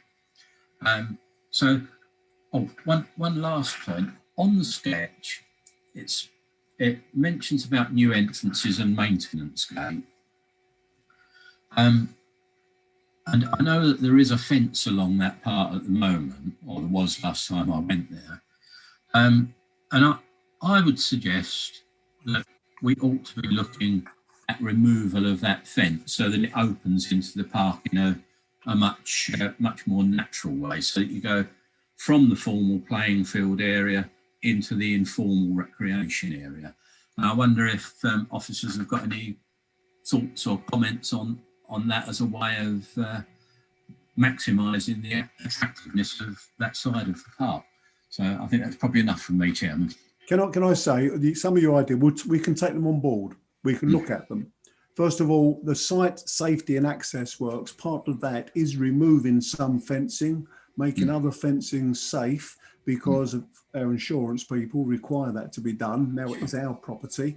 And question of the ponds, I think Grant or Paul can come in on this. We've talked to an expert on this, on the layout of it and the best way of using the land, and also consultations with the Woodlands Trust, etc. Grant, do you wish to come in? Yeah, thank you, Councillor. Yeah, I'll try to, certainly. You're absolutely right. We've been working with some volunteers that we've worked with a number of times in the past when we've done the community woodland over in Craze Hill and other the likes. We're very, very lucky to have some really passionate and extremely knowledgeable community members and residents that are passionate about this work. So this proposal has been pulled together with the real concept, I guess, of increasing biodiversity and the like, and that is the reason for the series of smaller ponds, because it enables different types of habitats and the like, whilst also ensuring that it is an area that's quite far from our officers. This is a staff park, but this is obviously quite far from that, and we also wanted to make sure that from a pond point of view as well, that we've got the right size and the safe ones as well out of sight, which I think is important to us. So that is the concept. That said, I recognise the points Councillor Buck is making. I am more than happy to go back and talk to the team, just seeing what opportunities there might be. But it's been designed purposely on that basis to have the greatest impact on the biodiversity that the area either already sustains or easily could with other local habitats, which we might be able to see the sensible migration to and from. So that's the concept there. With regard to the fencing, I'm going to need to take that away because I haven't got an answer to that one, but I will ensure that Councillor Buckley, I'll get you that answer. I've got a feeling that a lot of the fencing has been kind of almost taken over, as it were, by some important kind of habitats as it is. So to get the fencing out of those habitats would mean destroying the habitats, which is a difficult thing to do. But that was my understanding. But I will make sure I go away and get you a confirmed answer on that one. Just looking at the orchard, you're absolutely correct as how it will work. I am very confident on our ability to look after the orchard. There are other community orchards as well as Gloucester Park. We've also got one at Pitsea Mount also. So this is something that we've been looking at, we have been doing, sorry, for some time now. Wickford Memorial Park is a staffed park. It is a park where we have officers all the time, so we're really comfortable and really confident in our ability to maintain and manage this and be able to ensure that it remains an important opportunity for local people to come and use. We've also got a newly formed and thriving friends group here as well, and I think that the advancement of this proposal will only enhance that work with the council working together with the community, and I'm quite confident on that. I would also just come back and say to Councillor Dadds that you might not remember, but I also ran that 5K. I was probably a long way behind, which is probably why you didn't realise. Okay. Looks like volunteers tonight to run 5Ks and sponsor trees. Councillor Ferguson. Thank you. I look forward to challenging Councillor Dadds and Mr Taylor on a 5K run. Maybe the Mayor will join us while he's on the call as well. We've all seen that.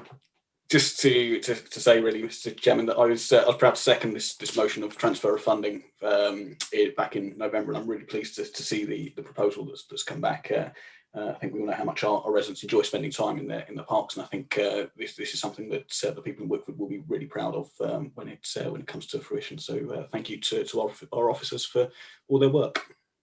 Thank you. Okay, we'll go to the recommendation. Can I just thank Grant? Will you thank Rob for me on the basis of the speed with which we've got through to this stage? I think is exceptional.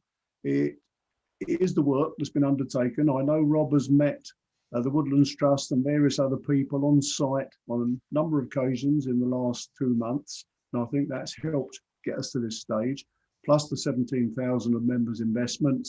And now we need to look to see the best way of financing the rest of it so that we can get this going fairly quickly. Okay, Mr. Chairman, sorry to interrupt, Mr. Chairman. Is it possible that the officers could look into the idea of, as I say, footpaths and running tracks, whether that's later on in the project? But I didn't hear anything from that, but I wondered if that could be taken away as an ask. Can I say this to councillors? I hear what you say. I personally don't see this area as one with footpaths other than the footpath through the middle, which may well be similar to the type we've got in Tyler Park and similar to the type we've got in the Wick Country Park, to maintain at least some informality about it, which is what Councillor Buckley was suggesting it should remain.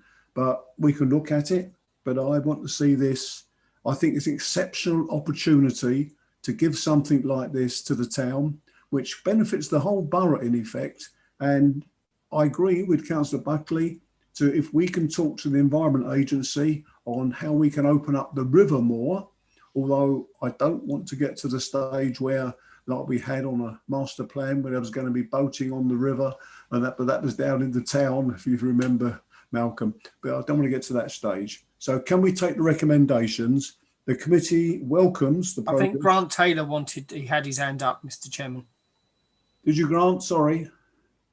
I did, Councillor. Sorry, I was just going to come. I missed the part in relation to the opening up of the river. I should have mentioned that. So can I come back on that? If that's okay? Certainly. Yeah. Councillor Buckley, I'm going to go and look at that. It's certainly one of the early projects I was lucky to work on was the introduction of that footpath, and we certainly opened up the river at that time. It was a very beautiful walk, and we definitely had the plan, and we executed at the time to bring the river very much into the park. If that's not the case now, and we've seen foliage growing, then I will get the team over to look at that, because that's certainly something we're passionate about too. So thank you for raising that. Yeah, just wanted to say that was all. Okay, I think that's a fair point to look at. But of course, I haven't been down there lately. I don't know if Malcolm has, but previously, yes, there was a remarkable overgrown piece before you actually got to the river, but that is the piece which was flooded last week in the photographs I saw. But when you get further down to the piece near what is in effect Beauchamp's Field, going down towards the railway, I had walked down there previously, dog walking, and the river there was quite clear, except the reed beds at the side did really need some. They'd overgrown quite a bit, and I think that's the problem in some of the areas. Malcolm. Yeah, thank you, Jim. Just very briefly, on Riverside Walk, London Road, that is seriously a problem because the river can't always flow well because of the quantity of reeds and bulrushes. On the aspect of the Memorial Park, as you know, I've lived in Wickford all my life, and that was my local park when I used to live on Highcliffe Estate. And the whole of the Memorial Park side bank was maintained. And in other words, you could get down to the river at any point. I used to go fishing for eels down there, and you could fish anywhere from the to Rumble Road all the way up. Well, you could go up past 3 arches, and you could fish along the whole stretch of it. Last time I went there, and admittedly we're talking some months ago now because of the pandemic, there was so much of, I think, shrub, elm, hawthorn, that type of low value tree along that river, that you could not even see the river from the edge of the park at the top of the bank. And that's what I think needs to be removed, not in entirety, but on stretches to give proper access to the river, to get light to the river. And that would encourage some of the flora and fauna that the officers are in turn trying to encourage. I appreciate it's the Environment Agency that's the problem, it's not our officers. But if I had any say in it, if I had a JCB in the park, it might accidentally go along the edge of the river. Okay, Malcolm, we're not going to go down that road. Mr. Taylor, he's picked that up, and we will see what we can do with the Environment Agency. So back to the recommendations. The committee welcomes the progress update report for the future use and management of Beauchamps Field and invites local businesses and individuals to sponsor a tree for the community orchard.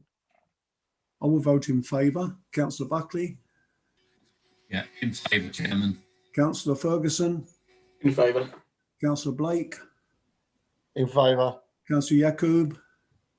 In favour. And Councillor Dadds? In favour. That's unanimous. Thank you very much indeed for that. Now, we move now to item 9, Wickford Memorial Trees, and this will be a verbal update, which I'm going to ask Mr. Brace to give. Paul. Okay, thank you, Chairman. Councillors, it is really with sadness this item is coming, because we have identified or been identified to us by insurers and by a tenant in our building that some time ago there was some displacement of the building, which was causing it to subside. And over the last 2 years, we have been working to try and find a solution that would not mean the removal of memorial trees in Wickford Memorial Park. As you know, officers at the time that I worked with worked very hard to get the memorial work done in the Memorial Park, and a wonderful project it was to sort out Memorial Avenue and the War Memorial itself. So it has been very difficult for us as staff, and certainly Rob Baker, Grant Taylor and Hugh and our ARB team have been doing all we can to try and work out whether we can do anything differently. I'm going to ask Hugh to come in a minute to give you some technical reasons as to what the issue is, as the ARB specialist for the authority. We have spoke to the Friends group. We've had a meeting with those, with Councillor Harrison and with Steve Newman, who runs the association. And I think that meeting was a very positive meeting, although it was a difficult subject matter. And everybody in the room was of the same opinion. We did not want to remove the trees, but pragmatically, because of the issues we've got, it is very difficult for us to do that. Hugh was tasked with doing some updates, and unfortunately I haven't been able to get hold of Hugh today, and neither has Councillor Harrison. So we're all going to hear the update today, so thank you, Hugh. Sorry to put you on the spot, but he'll give you some technical data as to why the trees would need to be removed, and also give us an update on if there is an alternative, which Hugh was doing some digging for us, as it were. So Hugh, would you like to? Yes, of course. Good evening, everyone. So, as Paul said, the building adjacent to the park itself has got structural damage, which has been monitored for about 2 years now. Around the building itself, there's 5 trees within influencing distance of the building itself. 2 planes, 1 ash, 2 lime, 1 plane, 1 ash, and a willow at the rear of the building itself. Modelling has been taken place to try and establish what exactly was the cause of the structural damage, and through the modelling it's been shown that the trees, which are within influencing distancing, have contributed and are contributing and continuing to contribute to the extraction of moisture in the soil, which has caused the structural problems within the building. Now, the options that the structural engineers face is to stabilise the soil and reduce the impact of the trees are having on the soil itself. They've looked at trenching, but the trees are too close to the building to successfully trench, because you would be cutting the anchorage root system of the trees and you make the trees unstable. So it was thought about and dismissed. You could heavily reduce the trees, but then we remove the dignity of the trees, and it would have to be an ongoing process. And we'd be left with pollards as opposed to open grown trees, which they are at the moment. And the third option to reduce the impact of the trees on the soil is felling, which is the option which the structural engineers and the insurance company have come forward with. So the proposal is to remove 4 trees and to heavily reduce the willow, because the willow at the rear is about nearly 17 metres away and can be reasonably successfully controlled by pruning. So that one is due to be pruned, whereas the others, which are much closer, the recommendation has been to fell the trees. Once the trees have been felled, superficial repairs will be made to the property, and the soil and the building will continue to be monitored to ensure that stability has been regained in the soil and therefore the building. What we have been exploring is the possibility of not felling the trees, but undertaking underpinning of the building itself. So if the council did decide, and this is from an insurance perspective, if the council did decide not to pursue removal of the trees, then it is unlikely that the insurers would contribute to the repairs, and certainly I would suggest not contribute to the underpinning that would need to take place, as it was the council's choice to go down that route. Plus, we could compromise insuring the building in the future. That's a possibility, I'm told. However, our insurance section would be happy to discuss with our insurers and the insurance company if they would contribute anything towards the cost of underpinning if the trees weren't removed. But as they say to me, there's no guarantee, and they think it's perhaps a faint hope that that would happen, but they're prepared to do that negotiation. So that is the latest position regarding the technical part about the trees and the stability of the soil, and from an insurance perspective as well. Thank you. Thank you, Hugh. Now, if I'll bring Paul back in next. Paul. Sorry, just to update you, of the 5 trees, there is one that is diseased that would need to be removed anyway, because we've surveyed the trees, as we evidently would, for their health, and as we do on a regular basis. So we will be removing one regardless, as part of our normal maintenance of our trees in the borough, and then therefore replacing it. But it's just to make members aware of that fact. Thank you, Mr. Brace. That's the ash one with ash dieback, isn't it? Okay, now I met with Steve Newman and the Friends of Memorial Park on Monday, and that was a pre-arranged meeting to discuss this. And if, and I say if the trees have to come down, Steve Newman from the War Memorial Committee, he will talk and is in touch with the families which those trees represent, a member of their family who lost their life in the war. He's in touch with them to talk to them.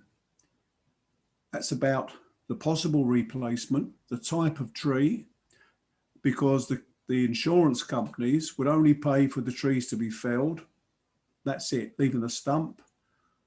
We would have to contribute, quite rightly, to purchase a mature tree in each place to replace them, which is important, with roots, etc., etc., and dig, and in effect, we would take out the stump, etc., etc. Now, Steve understands the problem this council's got. I am happy if we delay this to talk, as Mr. Reynolds has said, through our insurance section to the insurers to see if there is a way out of it, because we've been working on this. I've only been involved for the last 6 months or so on this, and we've been working throughout to try and find a solution. If the trees do have to come down, the timing is important in terms of replanting, obviously. And with the War Memorial Committee, Steve Newman's blessing, we would want the trees that were felled, the trunks to be used in some way within the park or the memorial park in recognition that they were memorial trees. And the suggestion is for a carving of a soldier in a seat from the War Memorial Committee and the Friends of the Park. We haven't wanted to go down that road. And unfortunately, certain publicity made it look as though we were doing something absolutely terrible.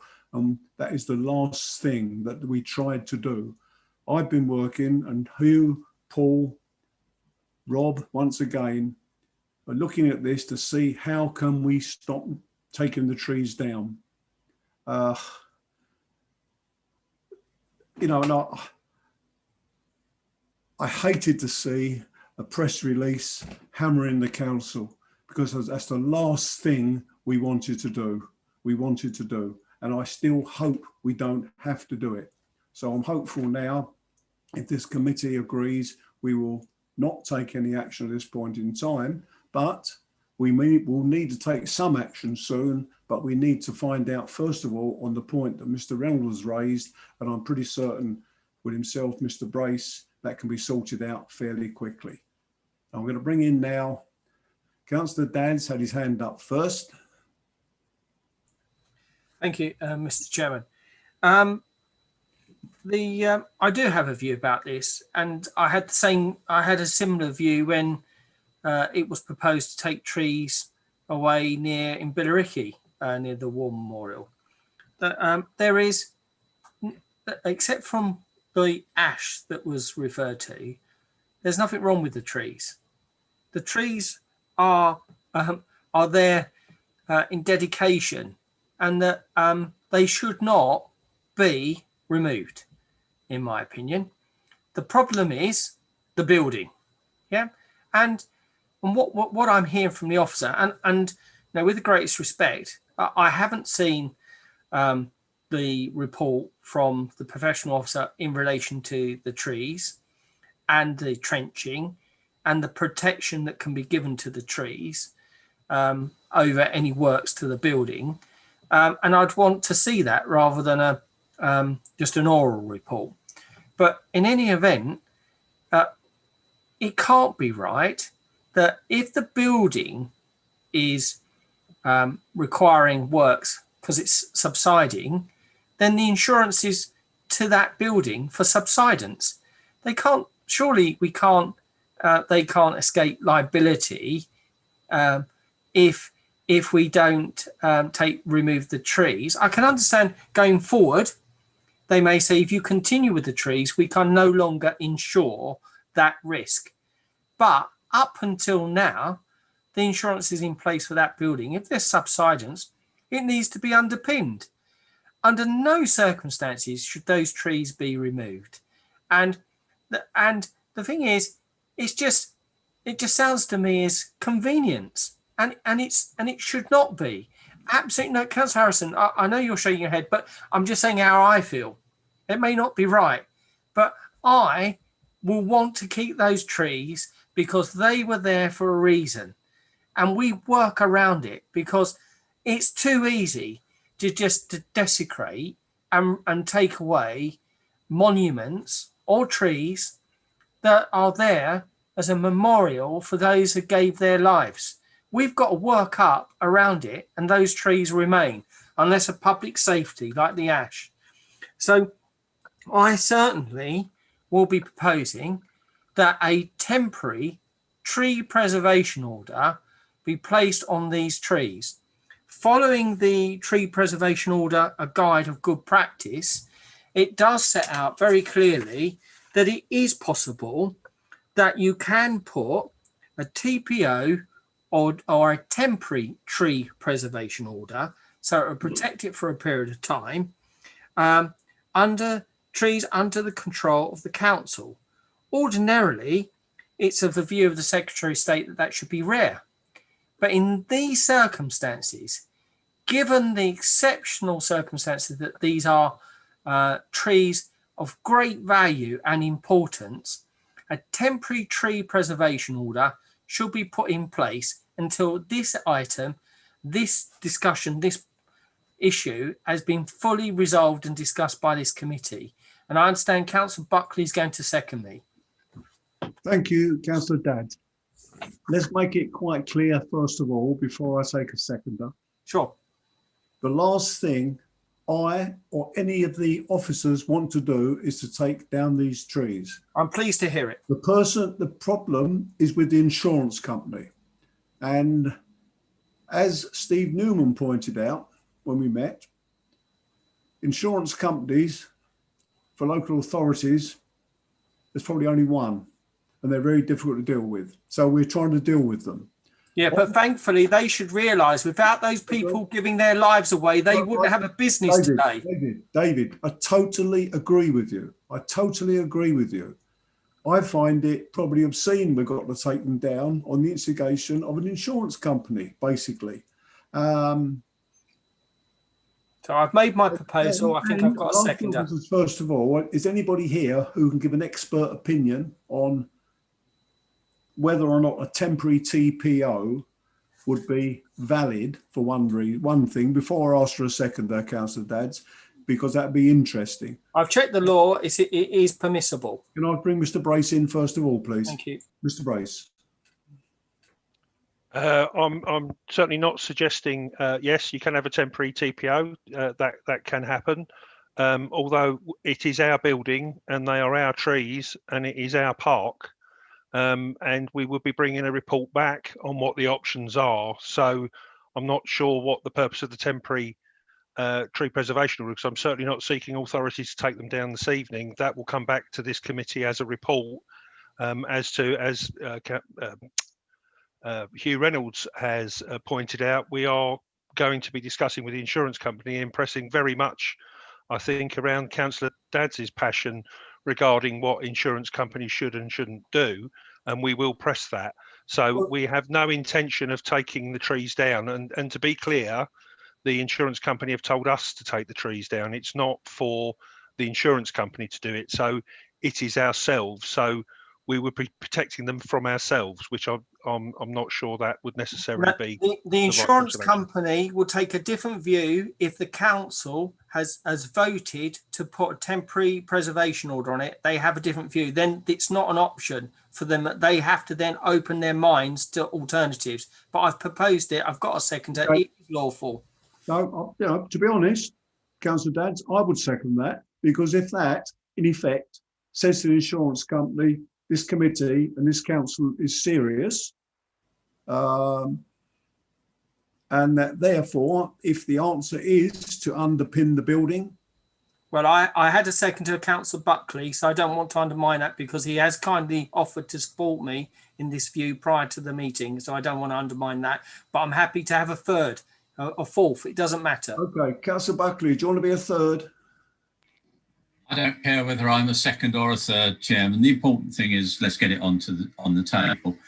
Am I permitted to speak now, Chairman? Yeah, fine.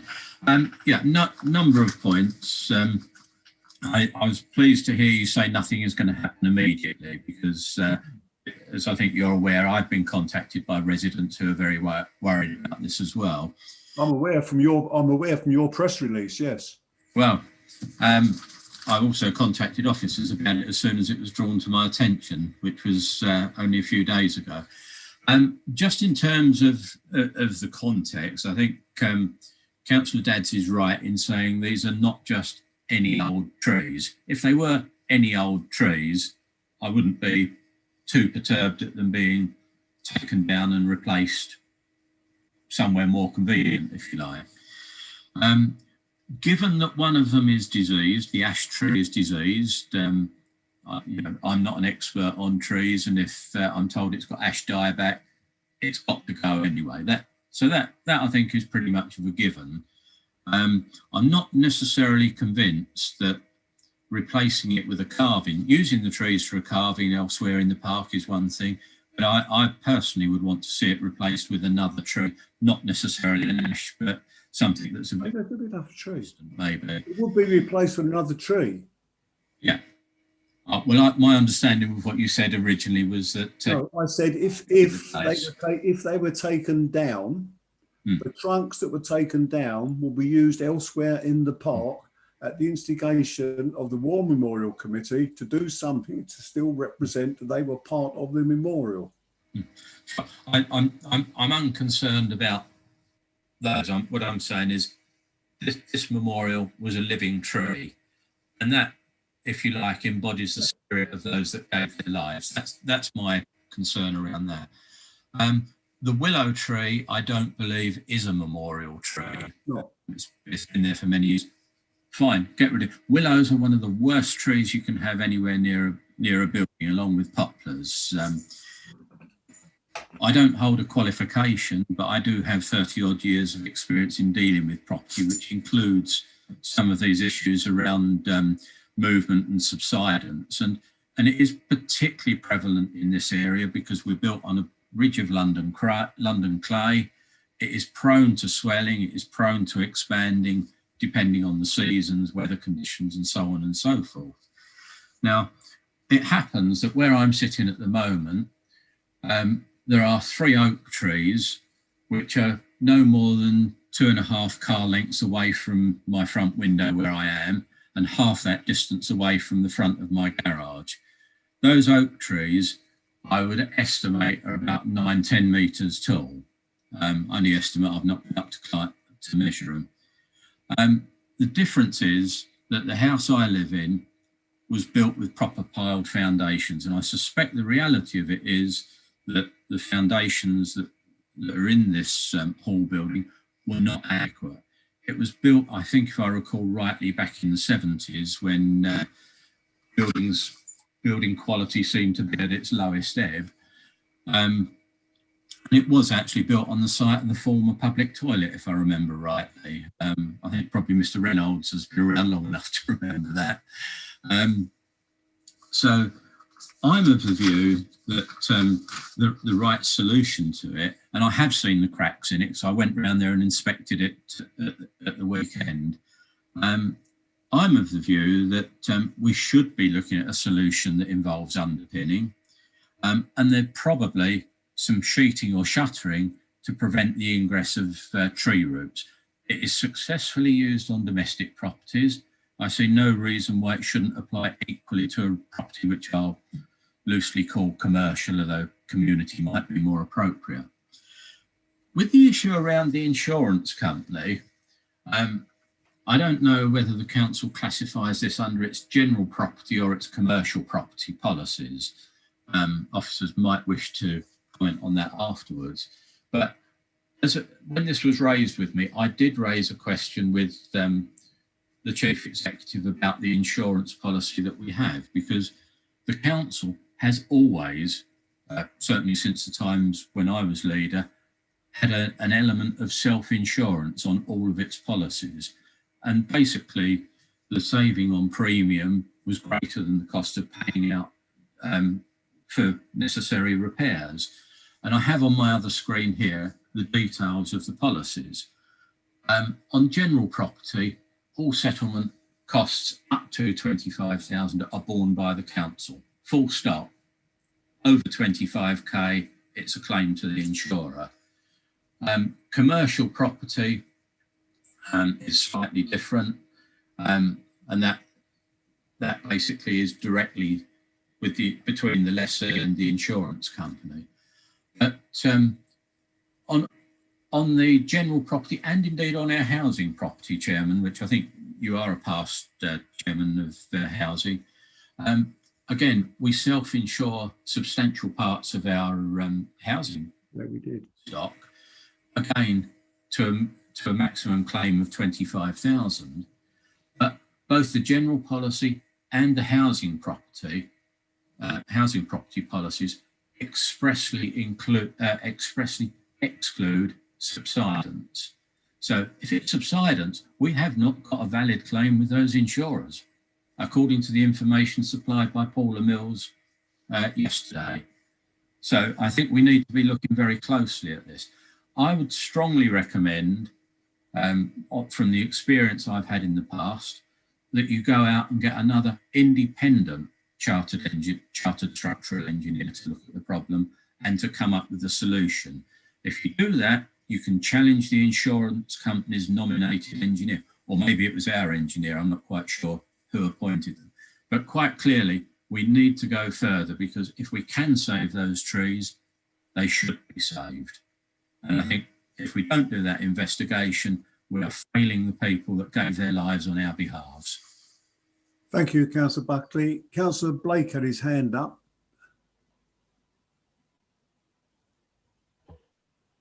Yes, yeah. You're breaking up, Kevin. The points of I can't. We can't you've hear you. You're breaking up. I regard the Turn your video off. We might get clear audio. Forget it.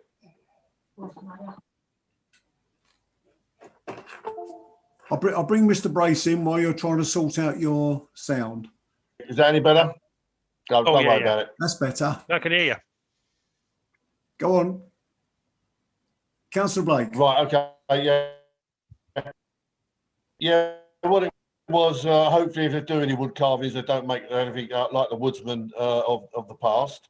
I mean, I can tell by everybody's views that this is the last thing we want to do is bring down the trees, and I think that's quite clear. And I just want to emphasise, not that it needs to be said, but knowing Hugh as well as I do, it will be absolute. It'd probably be in tears to see those sort of trees coming down. Know his dedication to the tree world, if you like, and in general. So it would be the last thing that needs to be done, and hopefully it can be. They can be saved, but I don't know. I go along with the tree president. I'll go with it, but to be fair, I don't think he actually achieves anything. I mean, I really don't see what it achieves, but for the sake of unity, I will support it. Thank you, Councillor Blake. Mr. Brace. Just to clarify for Councillor Buckley, the building is commercial property. It's in the commercial property portfolio because it is leased, so that's where it sits. Certainly it would normally be through the leasee's discussion. In terms of structural engineers, yes, we have had the insurance company look at it. We have also had a second opinion from our structural engineers. That was the same. Quite happy to have a third opinion, and I'm sure we will see what the conversation is with our insurance company. But I can assure you, members, we are pushing every way we can to come to a solution that doesn't bring the trees down. It's just that at this moment in time, we've had nothing presented to us by independent, our own insurance companies that is not giving us what we want. So hence why it has taken so long. But we're moving into a difficult time. Obviously, at the moment, the trees are not taking much water out of the ground. It will only be a few months' time that we'll be faced with even more drastic problem with the building. So certainly by February committee, we will definitely have a report, but we will keep certainly Councillor Harrison up to date, and we may do a members briefing to let them know where we are and update them. But it is a challenge. It is difficult to deal with. Particularly if the insurance company is not going to play ball, then we've got other decisions to make around that building and the costs therefore of doing the work, which would be borne by the council. So, and we do have, of course, tenants in the building, so who are not currently able to operate. So we have got a lot of considerations to put into this.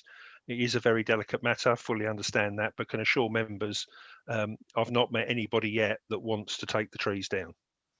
Thank you, Mr. Brace. Okay, we have a motion in effect on the table that we seek a temporary TPO on the 4 memorial trees. We're not talking about the On the forward, Councillor Dadds, because one of them's got to come down. So you want to do it on the ash dieback as well? No. 3. On the 3. No, just on the ones that are healthy, the one that the officer's saying it has to come down for safety, then I can't say anything. So I believe it's just be 3. 3. Yeah. Okay. On the 3 healthy memorial trees, seek a temporary tree preservation order. Okay, that's moved and seconded. I'll take the vote on that now. I'll vote in favour. Councillor Dadds. In favour. Councillor Yacoub. In favour. Councillor Buckley. In favour. Councillor Ferguson. In favour. And Councillor Blake.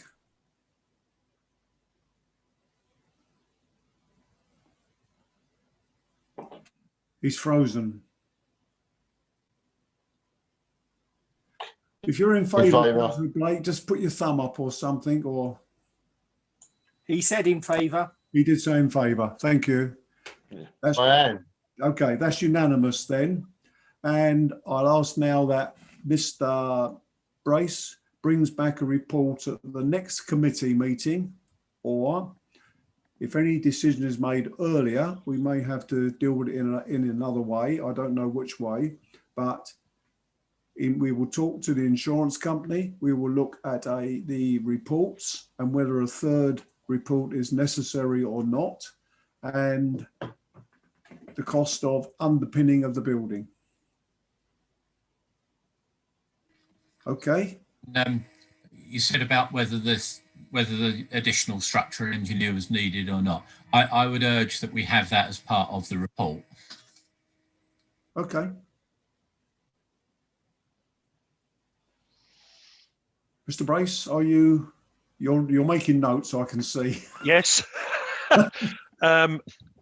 Yeah, we'll have a look at those reports. I'm not sure whether there's anything else. I think it's discussing what the remedy is, which is the issue which we may pick up with those 2 structural engineers. Yeah, I think the remedy is the important thing. And I think everyone's agreed we should try and find a remedy so that those 3 healthy trees can remain. Okay, can I just thank you? A very, very delicate matter. I think the committee has dealt with that in a very good way. So thank you very much indeed. So if we now move on to item 10, the powers in relation to abandoned shopping trolleys. Councillor Ansell and Councillor Burton Sampson are here tonight. They wish to talk on this issue. But first of all, although the name is in my report, the report is in my name, it was Councillor Ferguson who sought to have this on the agenda. So off you go, Jack. Thank you, Mr. Chairman. I'd like to thank you for allowing this to come forward this evening. I'm sure I speak for not just my own residents in Pitsea North West, but for residents across the whole borough when I say that residents are fed up of seeing the amount of shopping trolleys that there are within the local area and their local community. We spoke earlier on tonight about creating a place that we can be proud of and the incredible work of our pride teams. And sadly, that is being hindered by the amount of shopping trolleys that there are within the area. My first interaction with Mr. Hendry came 2.5 years ago on being elected when I reported 5 shopping trolleys in a particular location at that moment in time.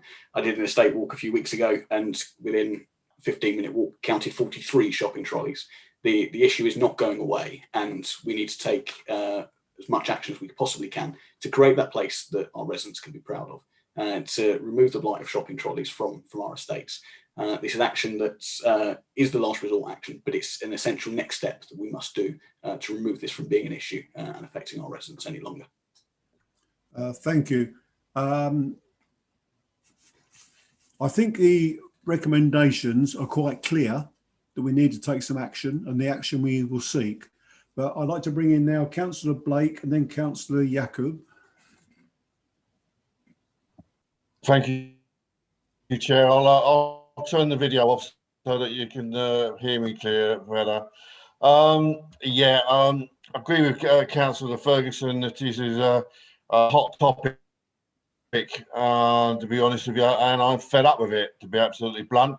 I do live in your ward that you represent.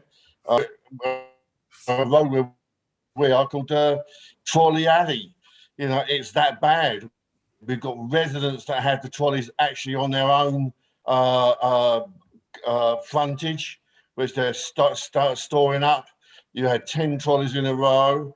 I've through James, who came for a walk with me, he asked me to go on Trolleywise, so I did, and what a waste of space, because the trolleys that you report, they don't acknowledge that they deal with them, so they do absolutely nothing virtually. I reported 2 or 3 the other day, about 2 weeks ago. I tell a lie. I've gone back today, and those same trolleys are in the same place as they were then, which is unacceptable. I noticed in the report that we wrote to companies some time ago. I think it was 2009, but we wrote to them many years ago and said, you've got to deal with this, and they were, oh, we will, and they said, oh, we'll deal with it. Well, they never did, or we wouldn't have the problem we've got now. And I understand writing to them, you know, and I think Councillor Ferguson said we've got to take as much action as possible. Well, if we honestly think that writing to these stores is going to be as much action as possible, then I think we're living in cloud cuckoo land. It's far more serious than that as for council. I think that to be fair to the shops, maybe we should say we'll be sending a letter. If we don't have a response within a month, that doesn't take long to get, then we will take direct action and start collecting them up and start charging you. Yeah, rather than so I'm giving them a little bit of leeway there everywhere I go. Literally over on the Pitsea Northwest, this is strong enough to be absolutely blunt.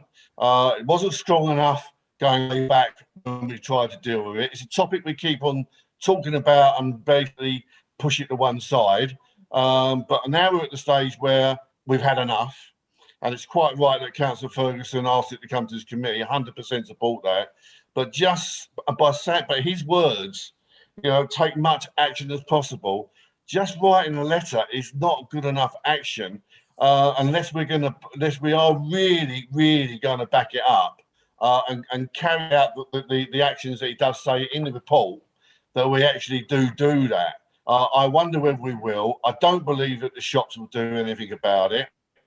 They keep on saying they've got these wonderful new trolleys that you can't take anywhere from the forecourt or where they are. It's rubbish, as we all know. I'm sorry to be a bit blunt on this, but I'm passionate about it because I'm fed up to the back teeth in the area, and we're having the Dodge trolleys everywhere. So I don't think this is stuff. However, if we can put something in there, a recommendation of some sort, that we give a time limited for them to, that's what I'll shut up now. Councillor Blake, can I just say what my intention is for this is the letter will be telling them what we're going to do. It's going to be a 3-month trial, and with those charges in and a starting date for that trial. So therefore, that's the information they're going to get. So you start doing it. That's the way I see it. If I'm wrong, I'm going to need an officer to correct me quickly. Mr. Hendry, you called a councillor. Thank you, Chairman. Just to clarify a couple of the points, and I totally understand all of the points that Councillor Blake was making. There are a few things legally we have to do under Section 99 of the Environmental Protection Act. That includes notifying the supermarkets of intended action. Those are good legal practices to make it sound against the powers we're going to be using and eventually recovering funds from the supermarket. So there's some things we have to do formally under that part of the legislation. The shopping trolleys, they're not like a normal fly tip waste. They do remain the property of the supermarkets right up until the point where we dispose of them on their behalf. But there's certain steps that we have to do to get to that point. Writing the letter and notifying them of the charges and what we were intending to do is a key part of that. So that's why the process has to follow those steps first. But I totally take on board your points, which is why they're in the body of the report there. So thank you. And I can assure you, if this is agreed tonight, the letter will be done fairly quickly, Councillor Blake. to make sure we start the ball rolling. I've now got Councillor Yaqub, Councillor Dadds, and then I'm going to bring. Can I just come back on that, David, for one second? Yes, go on.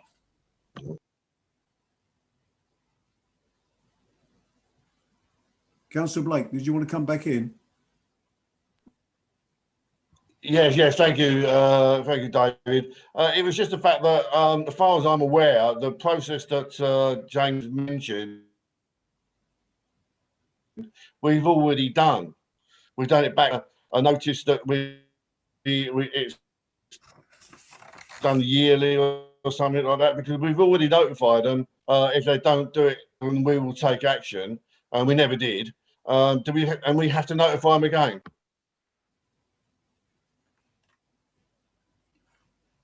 Mr. Hendry, I think Councillor Blake is referring to the wording on page 154. Yep. Thank you, Chairman. Yeah, Councillor Blake, you're quite correct in that. And this was a conversation I was having with the legal officers at the council. And I've been advised that it is good practice to notify of our intent prior to, because what happened previously when we adopted it, we walked all the point up to the point where we were about to impose those charges, and at that point the supermarkets engaged with Trolleywise and the issue went away. I've been advised that it would be good practice to notify them that this hasn't gone away, we haven't forgotten about the problem, it's getting worse, we are doing something about it, here is our intention. So that's why I'm following that process. Okay, now I've got an order here. I've seen the hands going up. I've got Councillor Yaqub, Councillor Dadds, then Councillor Burton Sampson, and Councillor Buckley. Councillor Yaqub. Thank you. This has been a huge issue in St Martin's, the ward that I represent. We have seen Asda trolleys everywhere around the area, and it is extremely unsafe, and it is extremely unfair on our residents that they have to put up with this. And I think that it's really important that we're bringing this forward. It's really important that supermarkets take ownership of these trolleys and the issues that they're causing for residents. I think that the perceived increase that people have complained about in terms of like council inquiries, there's been more inquiries around abandoned trolleys. I think this is a really important issue and it needs to be dealt with. And I'm really happy that we're bringing this forward. I think that having the opportunity to engage with supermarkets is also positive. I think a collaborative solution is definitely better. That sorry, I've just lost my train of thought. But what I mean to say is that a collaborative solution is definitely better. But if not, I think it really is a case of charging these trolleys to them and getting on top of it. So thank you for bringing this forward. Thank you. Councillor Dadds. Well, thank you, Councillor Harrison.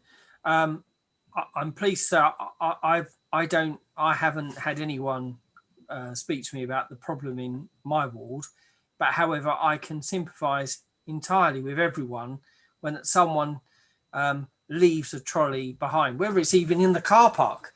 You know, they don't return it back to the trolley. It's inconvenient when you're trying to park. But what I can say is that I've got a couple of points. One is there's two people responsible, two in effect individuals responsible. It's the corporate body responsible for their property, their trolley. And I think there's been lots of criticism about what they need to do. And I share some of that. But there's other part of the body which we've not criticised, and that's the user, the residents that we're talking about to protect. Some of them are leaving the trolley behind, and that's not good enough. So I'm critical of those individuals that don't act responsibly. We all have a duty to act lawfully and not to cause a nuisance to our neighbours. So I'm critical of the users too. I will come back to, so therefore we need to work up a policy that if you're caught abandoning, because the Alliance is quick enough to have the people give the fixed penalties out for a tobacco or a cigarette butt or whatever it may be. You dispose of a trolley, you get a fixed penalty. Let's do it so that we have that opportunity, whether it's a bylaw or whatever powers we've got, we need to look at that. Now, coming back to the company, I think they have a responsibility, and it remains their property, and it is being disposed of by, in effect, their customer. They're giving their customer the permission to use it in accordance, but if they're not using it properly, I think they have a responsibility. And I can't see how, because they permanently own it and they're not abandoning it, it can't be fly tipping. That's a nonsense. The people that fly tip down the lane or wherever it is, they have ownership of the property. It's their property, or it might belong to someone else. It's taken out of their bathroom, whatever it may be. I actually think we should be doing it by fly tipping. But if it isn't, and it's done this way, then I come to my next point. And I don't know if it's just James that's dealing with this, but I'm telling you, Mr. Chairman, and I want to make a proposal in consultation with you to hopefully agree, is that these charges do not go far enough. These charges need to be arranged. So, for example, £15 charge on a trolley to be removed. If it's the only trolley in that area for that day, then it's costing more than £15. So it depends, I expect, how many trolleys you're picking up, where you're having to go, and how much labour is being deployed.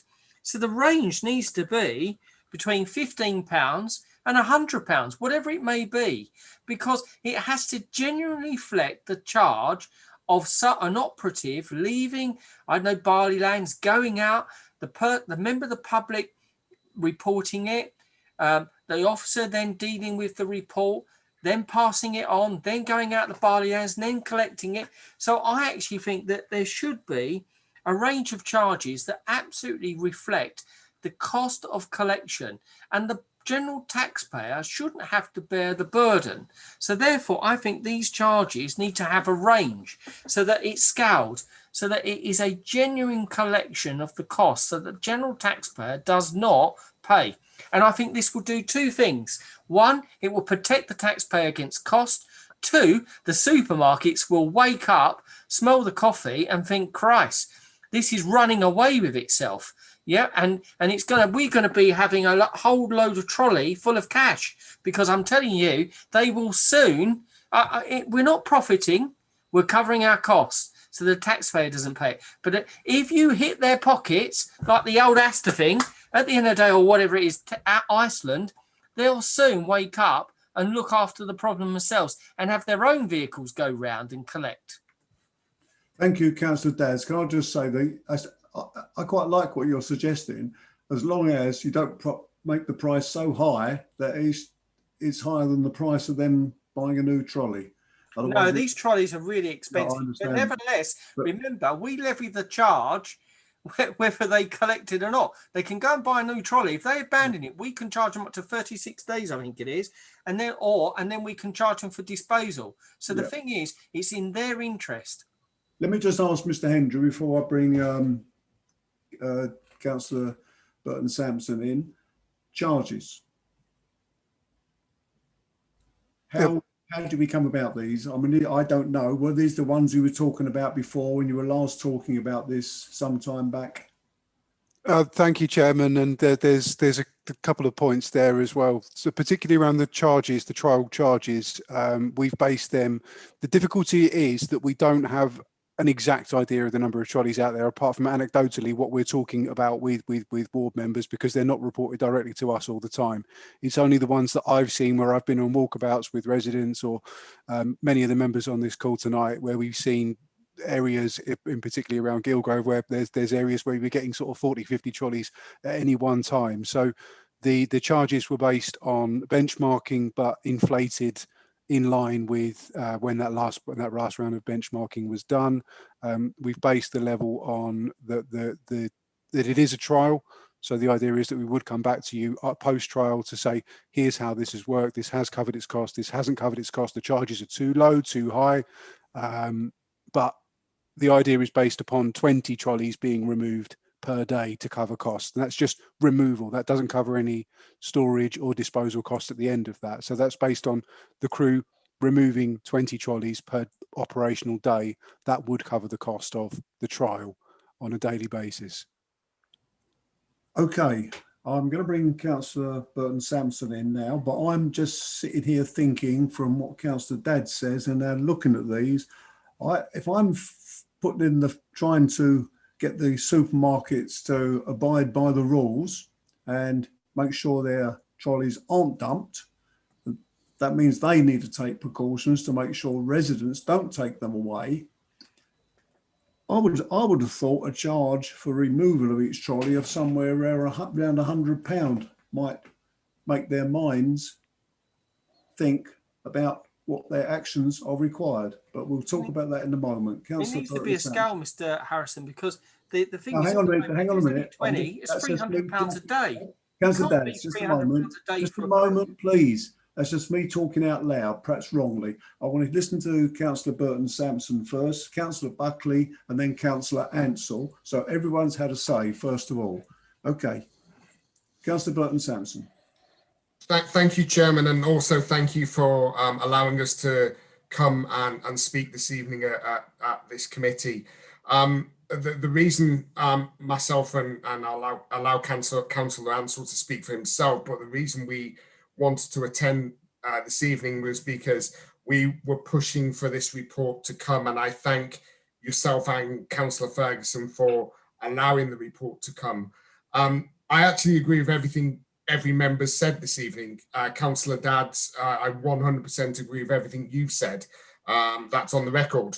You know, I think that it's important here when myself and Councillor Ansell, I know lots of members have been trying to tackle this issue for a long time, but when myself and Councillor Ansell came to Mr. Henry about this particular issue, we initially went down the route of trying to stop the individuals who are causing these issues by taking the trolleys and leaving them and dumping them from doing so. And there was issue of community protection notices, which is the equivalent to the old ASBO, to try and stop this from happening. But the situation is absolutely out of control. You know, I'm seeing 50 plus trolleys in small areas of St. Martin's Ward. At one point, I drove down the Gore, and on one side of the road, there was over 20 trolleys literally stacked like it was a trolley drop-off point. And on the other side, at least another 10.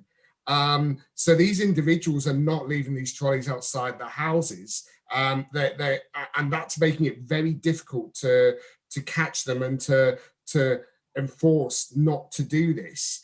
And it's becoming really frustrating. Now, I would urge residents for a start to, and this is a minority, let's be clear, the majority of residents are getting totally and utterly fed up of this blight on our communities, because that's what it is. And, you know, I would urge those who are doing this to stop doing it. But this action has to go further, and that's why this report's here tonight. The supermarkets have a responsibility here. I mean, how many trolleys do they actually have? That's the question I would ask, because I look at my ward and, you know, 50 in one small area in my ward and about a quarter of my ward, times that just in my ward, that's 200 trolleys potentially that are out just in my ward. And that doesn't include Nevermain and Lee Chapel North, which also border the town centre. So why on earth are these supermarkets not taking the action to stop these trolleys leaving their stores in the first place? They've got to start taking the action now, because it's unacceptable. We've all had enough. You know, I've sympathy with the supermarkets and the issues they've been dealing with over the pandemic, and I thank them for that. But this is a separate issue to that. You know, this is their responsibility. They've got to stop this from happening. There is technology to stop it from happening. It's not enforced in these supermarkets that these trolleys are walking away from. So we need to be tough now. We need to be very, very clear. This has got to stop. And I'm with you, Councillor Dadd. So let's go as far as we can in terms of charging, you know, because it's money that's going to stop this from happening. Unfortunately, it's hitting their pockets that will stop this from happening, or at least we hope this will stop it from happening. But thank you very much for your indulgence, and Mr. Henry, thank you for your support as well in really bringing this to the fore now, so that we can put a stop to it once and for all. Thank you. Thank you. Before I bring Councillor Buckley and Councillor Ansell in, I've just been making some notes. I would like to move from the chair on these figures that on the figures on page 155, that instead of a charge of £15 to be levied on the supermarket for each trolley removed, I would make that £75. A storage charge of £15 per day for each 24-hour period, and following a period of 20 days rather than 36 days. But we'll be, I'm getting told I can't do this. I can tell from Mr. Hendry's hand. I think it has to be a range. So 15 apologies. to 75. Hang on, Councillor Dadds, Mr. Hendry. The 36 days is written in the Environmental Protection Act, so that's the maximum length of time that basically at the end of that length of time they become a waste and we can scrap them legally. So that's why the days are picked there. Okay, I'll leave the 36 days, and I was to say the uncollected cost at £20 to the supermarket. So depends how many days there were. That'd be quite a bigger sum though. That's just a thought. If anybody wants to second that, they can. I will, since I proposed it. Okay, but hold it there. So I don't want to deprive Councillor Buckley or Councillor Ansell of their turn to speak. So I'll come back though when you afterwards. Yeah, we'll come back. Councillor Buckley, then Councillor Ansell. Thank you, Chairman. I will support your proposal to the changes to the charges. Just one question for the officer. And I then want to make a suggestion for a minor amendment to the recommendations in the agenda, that printed in the agenda. On page 155, it does say about the trolley being tagged and logged. Is that when it arrives at presumably Barleylands, or is that we tag it and give them 24 hours to come and pick it up? Because in fairness to the supermarkets, if their customer leaves their shopping trolley outside Councillor Burton Sampson's house, the supermarket doesn't know about it till somebody tells them. And I do appreciate that, like McDonald's do with their litter, they probably should send a trolley patrol out. But yeah, obviously they can't pick up something they don't know about, in the same way that we as a council don't react to problems that we don't know about. So perhaps I could have some clarification on that from the officer. The recommendations, I'd like to propose minor amendments to recommendation 2, and they are fairly minor. And I understand the contents of the letter you propose to write, Chairman, no problem with that. I would suggest, though, that recommendation 2 be amended to read that the committee approves the issue of a letter from the Chief Executive and the Chairman of Neighbourhoods and Public Spaces Committee, because I think that gives it more weight. And it should be not to supermarkets, but it should be to the managers of local supermarkets and the Chief Executive or Managing Director of the supermarket. Because most supermarkets, my son used to be a supermarket manager, they would respond, or might not respond as the case may be. But when you start getting involved with the board or with the area manager, most of whom we won't know, then they come down on their managers like a ton of bricks and say, what are you doing chucking away our valuable trolleys? So I'd like to suggest those minor amendments. If you're willing to accept them, fine. If not, I'm sure Councillor Dadds would second them. Councillor Buckley, let me say first of all, if a letter's coming out from me, it will go to the supermarkets locally and also to the top man as well, because I think I agree with you that it's totally important that they understand what the problem is. Yeah, I would also suggest and the Chief Executive by the Chief Executive of the council, because I think that I agree. Added corporate weight. So, I agree. Okay, if that's the case, I don't need to change that. I don't see a problem with that at all. as long as we all understand what's happening. I know Mr. Hendry is taking notes. Yeah. And final point for Mr. Hendry. As far as I know, most of the supermarket trolleys in use locally are made of metal. Have you thought about how much we can recover from taking them to the scrap merchants? Seriously. The answer is probably yes. Mr. Hendry. Thank you, Chairman, and thank you, Councillor Buckley, for your questions there. So I think that there is something that we need to tie up operationally between authorities that are already using the scheme as to whether they tag and leave on site or tag and remove, and then give the supermarkets 24-hour grace to remove from a central depot. Part of me is conscious of the fact that we might be making the supermarkets' jobs easier if we brought that back to a central point, but these are things that operationally will work out. But you're absolutely correct to flag that up. So thank you for that. And yes, it's my understanding that as long as we've been through the process and we can scrap the shopping trolley, any revenues received from scrap metal would be retained for us. So yes. Okay, thank you. Councillor Ansell. Councillor Ansell is there. Thank you very much for the opportunity to speak, Mr. Chairman. I'd like to echo the frustrations of all the previous speakers and thank yourself, Councillor Harrison, and Councillor Dadds for your proposals. I think that it's right to say it goes two ways with the supermarkets. You know, I think the supermarkets have had far too long enough to get their act together on this one. I think there is, the element of the user, absolutely. And that's why I think it's Councillor Burton Sampson touched on that this is in a way a lot of a last resort, and that the council has under different administrations sought to engage positively and constructively with supermarkets, but that they have not played ball, and that's why again I'm here tonight.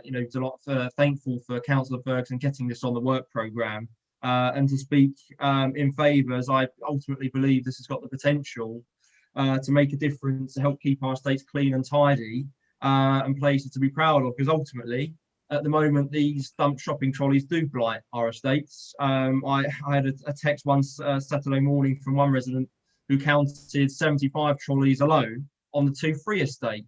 And I know it's the same for councils in a lot of other wards. I think for a bit more background, to recap some of the action taken previously, we've written, so I certainly know, I think was it last year, James Hendry drafted and provided letters to local supermarkets in Pitsea,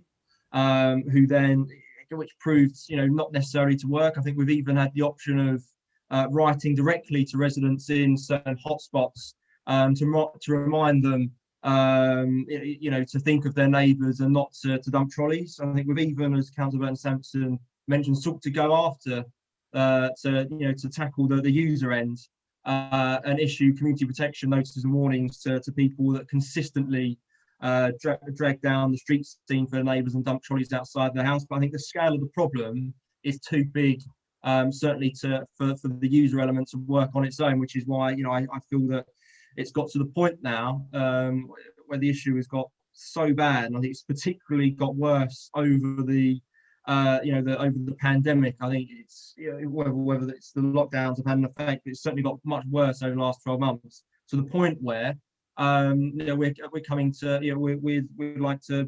I'd certainly be keen for this trial to come forward. I think it's quite helpful that it is a trial that we're starting off with, rather than something that could go on forever, because I think it's important that we do have that short-term review to make sure that it's working for residents and for the council. I think Councillor Dadds makes an absolutely brilliant point on making sure we get this costed properly, so that it's not the taxpayers that foot the bill for the supermarket's problem and a few bad apples that ruin the street scene for everybody else. So again, would like to endorse the proposals brought forward by Councillor Harrison, Councillor Dadds and Councillor Buckley, and say please do vote to get this trial started as soon as possible. Thank you. Thank you very much. So on that basis, I think we're in full agreement. I'm trying to tie this up. No, you did say that you would call me in. I did. I'll be quick. I did. Okay, that will be a change, but carry on. Well, I will be quick because I've said so. So I think the cost needs to represent James, the true cost of the admin, the customer interface, the reporting, buildings, vehicle insurance, training, the tagging of trolleys that get collected. So the overall cost, and I can't believe that these generally reflect all those direct and indirect costs that we would have to insure. I think it has to be a genuine recovery of cost, not profit. But I believe we should have a range. I mean, if you collect, for example, one trolley, it might be £75 appropriate. If you're collecting 5 trolleys, it might be that there's a lower cost. But I do believe, Mr. Chairman, we do need to have a range. Justify it. It's not arbitrary. We're not just picking it up today. We are saying between £15 and £75. Have a scale of if you're collecting 1 or 5. And I genuinely believe they should be collected by the officers because we can recover the full cost. Let's not leave the antisocial behaviour there. Let's not leave the litter. Let's pick the trolleys up, chuck them on the van, take them to wherever we're storing them, and get the supermarkets to come and collect them at a proper charge. That will work. Yeah, Councillor Dadds, I don't disagree with you. The point I was making about giving a price, if you like, in a letter, if we just indicate to the supermarkets it will be at full cost without indicating at this stage what it will cost. I don't want Mr. Hendry to go away and spend days and days working out a true cost of picking up a trolley, time, etc., how much it costs if he collects 2, 3, 4 or 5. I would rather get this out now as soon as possible to the supermarkets, telling them we want to take action. Yeah, I'll second that. Go for it. So that is why I'm saying £75. Yep. Instead of £15. Let's make it quite clear. Storage charge is at £15 instead of £3. Yes. We'll leave the 36 days and uncollected at a cost of £20. Yes. Now, overall, that may work out. It's a 3 months trial. If after the 3 months trial, we know if that isn't the full cost and it hasn't worked, it will go up. Let's make it quite clear. I think the onus is on the supermarkets, first of all, to stop their trolleys being taken out.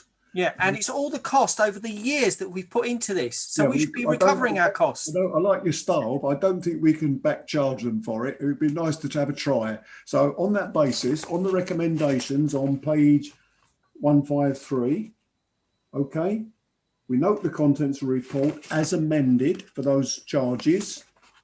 The letter from myself to the supermarkets as amended in agreement, as Councillor Buckley suggested, from the Chief Executive and myself, but to the area store managers and the Chief Execs of the supermarkets, and that the committee authorises the Assistant Director for Public Spaces in consultation with the Chairman to implement this 3 months trial of a shopping trolley removal, subject to the feedback received from supermarkets from the letter, and in line with the procedure and fees and charges as just agreed. Now, the feedback, I'm not going to wait too long because the feedback might be, okay, we're going to stop it. But it's got to be either we're going to do it, they're going to take action, or they're not. I won't accept, as far as I'm concerned, if Mr. Brace comes back to me, there's no sort of halfway house here. It's either you're going to do it or you're not going to do it. If you're not going to do it, it's going to cost you. I think we should have a time scale for them to respond. That's that very short time scale, so they're quite clear when we're going to start. It will be from, rather than wait to hear back from. Yeah, it will be. Mr. Brace, did you want to come in? So I think, yeah. It's just to clarify, we would normally give 20 working or 10 working days, sorry, to respond.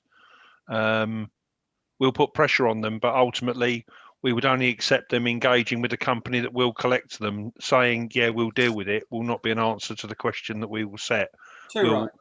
We will work the letter to be saying you will need to either have trolley wires or demonstrate that you have made arrangements for another company to undertake that work. That's evidence that you're doing it, not just, yes, we will. That's not acceptable. Okay. Now, I'm in favour of those recommendations. I'll go around the table. Councillor Dadds? Absolutely. Councillor Yakub, In favour. Councillor Ferguson, Completely in favour. Councillor Buckley, In favour. and Councillor Blake. In favour. Okay, that's agreed. Thank you for Councillor Burton Sampson and Councillor Ansell for coming in and having your say, most important. Now we'd like to move on now to the COVID-19 impact assessment, and I'm now looking for it. Mr. Brace. I'm now looking. Councillor, sorry, I'm going to do this without my camera on because I'm having some internet issues. Can you hear me? Yes, we can hear you perfectly well. All right. So apologies. So as is sadly tradition now, every meeting I give a verbal update of where services are and where we currently are in terms of COVID and the impact on the remit of the committee. Can you hear me or have I gone? Definitely. Carry on. Are you there? He's gone. Can you hear me? Yes. Yeah. Yeah. Am I clear? Yes. And I'll tell you that after we hear what you say. David. Sorry. Please. Yeah, so the financial position, obviously the financial position of the council is very difficult at this moment in time. And certainly the services have been impacted significantly in the service areas, particularly because, of course, we have vastly all the income generating services, but we have been making applications to government for various grant funds, which so far we have been successful with. So in terms of environmental services, building control is operating as best it can. We are still entering property because it's important that some of that work for people to get access around their homes, etc., and also to keep the building trade working. But that is done in a very COVID safe way, and certainly the team are constantly reviewing the way in which they are working to ensure that we protect staff and residents while we're doing that work. Refuse and recycling, we've already spoke a lot about that tonight. The team are still doing a great job out there. We are seeing an increase in waste, but that's probably more because people are working from home. But we're seeing a levelling out, particularly on glass now. So I think some people must be taking heavily into dry January. So we will continue to monitor that. The crunch service still remains suspended. There is some difficulty with us being able to manage that in a COVID safe way. And as I say, the crews are working particularly hard at the moment, and it is taking them some time during the day to get through collecting that waste. Trade waste was doing okay, but obviously now that we're in lockdown 3, there has been a reduction in what we collect with some of our trade customers, but again we keep monitoring that. As mentioned earlier, car parking, just to remind members, we are doing 3 hours free and is free at weekends. But with all the decisions that have been made by this committee, my authority to change charges or continue the current charges will cease, and the normal charges will be reinstated on the 1st of February. That decision obviously was made prior to us knowing we were going to be in this lockdown as it is. So we do have the option to give me authorization to continue with the 3 hours free. And if we do that again on a monthly basis, so that I can do that in consultation with the chairman, just so we're measuring what's happening out there on the ground. Cleansing, operating as normal, doing a fantastic job. And certainly I've been around the streets seeing how they're doing, and very pleased with actually how the borough's looking. Environment enforcement, we continue to do the best we can, particularly around fly tipping, and NES, our external company that assists us with enforcement. They have moved on to fly tipping to help us try and track down those that are blighting the borough. Grounds maintenance, we are now moving on to winter prune. So those services will be going ahead as normal. As with engineers who are working remotely, and are checking various places across the borough as they need to. The cemeteries are obviously operational. What we have not seen is a massive increase in requirement for burials, which is interesting given the numbers. That's been the same since March, but we do have plans in place if and when that does increase. I'd like to thank our transport company Riverside, that throughout the whole pandemic, without them, we can't get our vehicles out on the road, and they've provided us with an excellent service to ensure we can continue to deliver. And our ARB team have also been out in the borough making sure trees stay safe. Environmental health, heavily impacted throughout this. Much of Rachel and the team's work has been focused around COVID marshalling and checking businesses and supporting businesses and answering a plethora of complaints from residents where they've seen things happening in supermarkets where people have been having parties at home, etc. So all this is being fed through our environmental health colleagues, and I certainly know how hard they have been working, but are doing an excellent job. And Martin, through that, through the other side, has been doing air quality, and obviously we are still doing all we can with HMO licenses, etc. In terms of our culture and health, obviously probably the most impacted. Obviously the town gate is still closed as a theatre. It is currently a lateral flow test, working in together with county and the Director of Public Health. As far as we know, that will be for the long haul. That won't be a short time, so we will be keeping an eye on that. We are moving shows on a monthly basis, and we are starting to put plans together of how we may reopen. Members may remember we did get £279,000 from the Arts Council to support the building while it was closed. We are able to now apply for a reopening fund, which officers are currently looking at as to what we can apply for. In terms of leisure, it has been a very difficult time for SLM and our contracts for the 3 buildings. They were doing really well when they reopened earlier in the year, but the closure in November and the reopening in December and then the closure in January has caused a significant challenge to them. However, I'm pleased to announce that we have now made an application to the Leisure Recovery Fund from Sport England, and I'm hoping that we will get a response to that over the next week or so. But we shall see. But I'll no doubt hopefully be able to update you at the February committee. Parks and countryside, I suppose the bonus that we've got fantastic parks and countryside.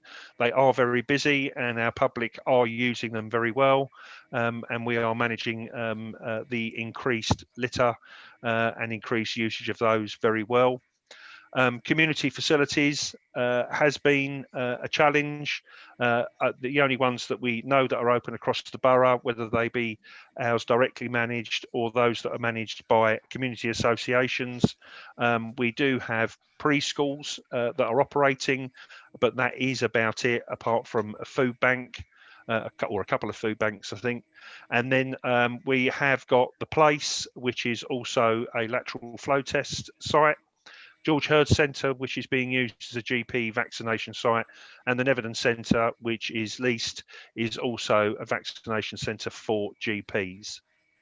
I would also like to bring to members' attention that the Housing and Communities Committee on the 12th of January, there were a number of recommendations at that committee for this committee to make decisions regarding funding which was allocated to neighbourhoods and public space, which was for the installation of a security gate in Pitsea, where there was an area that was being churned up, some salt bins, as well as some grass protection verges in Berry Lane, Berry Close, Wichards, Langleys, Latchet Shaw and London Road in Vange. it's up to members if they wish to have a report or would be happy to agree to that expenditure here, or I can bring a report back in February. I'm just conscious that there are a requirement for salt bins, and obviously getting the decision in February would make it difficult for us to get those in a time that was timely if we do happen to have a hard winter. But happy to take any questions, and particularly would like your thoughts on car parking. Thank you, Mr. Brace. As you know, I was going to move on car parking. We need to actually agree to give Mr. Brace, in consultation with myself as chairman, the power to extend the 3 hours free parking in our council car parks until the end of the financial year. But I will need a seconder from that, from Councillor Ferguson. And if we can just deal with that one first of all, I think it's straightforward. Okay, I've got a second. I'll go around, we'll take the vote. I'm in favour. Councillor Ferguson. In favour. Councillor Yakub. In favour. Councillor Buckley. In favour. Councillor Blake. In favour. Councillor Dadds. In favour. Okay, thank you very much. That's agreed. Now, on the second one, I propose that we agree what is suggested from the Housing and Communities Committee. It's their money. They want to spend it on those particular things, and they've already agreed to do it on the basis it has to be approved by this committee. So I'm happy to take that to the vote. I'm in favour. Councillor Ferguson? In favour. Just to be clear, Chairman, that was to actually go ahead with those projects. Yes. Correct. Yes. On the finance, on the fact that the finance is coming from the Housing and Communities Committee. That's 2 in favour. So I'll start again. I'm in favour. Councillor Ferguson was in favour. Councillor Yakub? In favour. Councillor Buckley? In favour. Councillor Blake? Councillor Dadds? In favour. Councillor Blake? I think he said in favour, didn't he? In favour. Thank you. That's unanimous. Okay, Mr. Brace, you've got that decision. Yeah. Okay. Mr. Yes. Brace? Yep. In Thank favour. you. Yeah, got that. Okay. So can I just thank Mr. Brace and all the officers on the work that they've done during this pandemic, and it's particularly in the realms of the responsibility for this committee.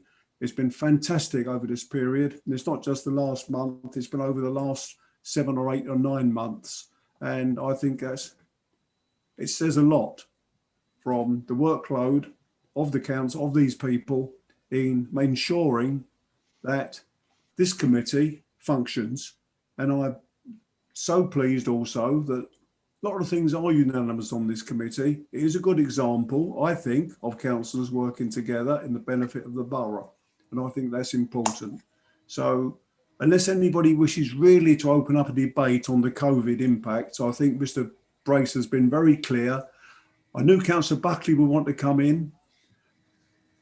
You haven't got 30 years experience on pandemics though, have you? Oh, so you Fortunately not, Chairman. I did read Samuel Pepys' diaries when I was at okay, well, I digress. Choose one though. Yeah, a couple of points.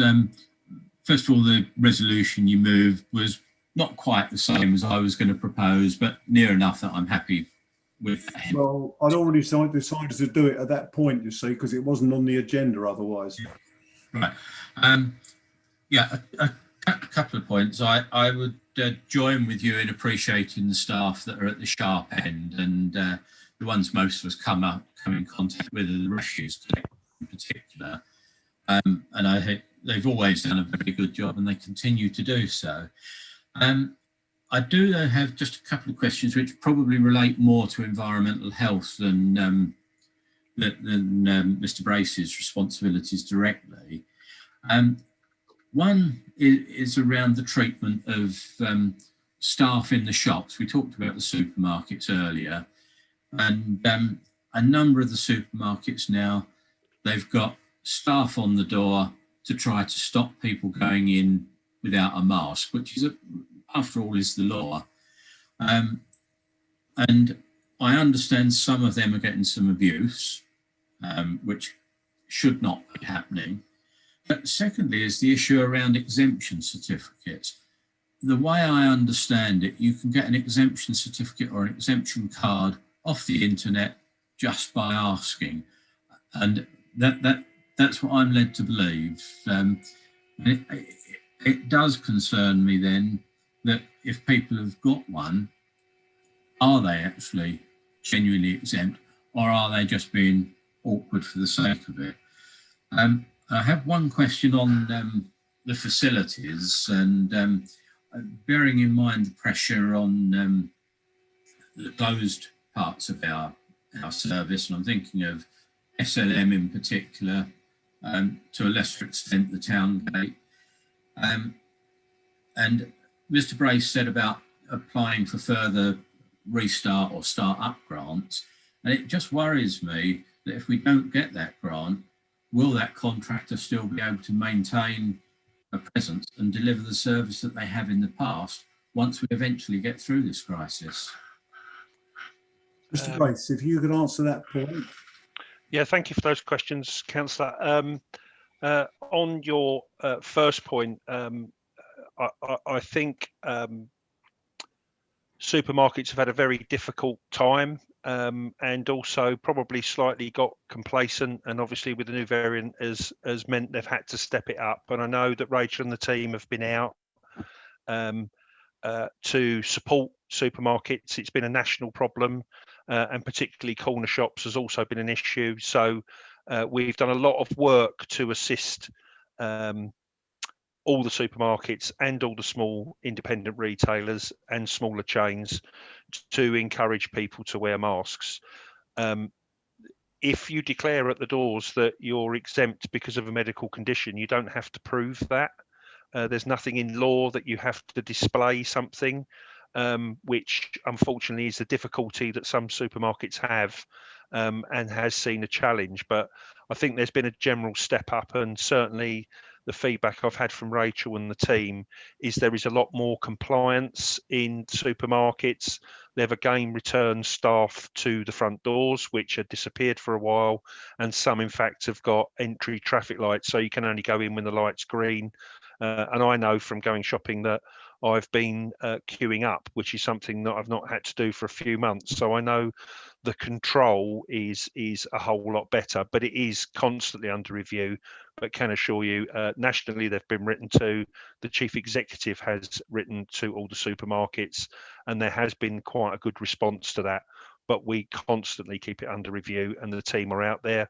We have got some independent enforcement marshals from NES that are also going around to help support some of the staff at supermarkets that are having that challenge at the front door.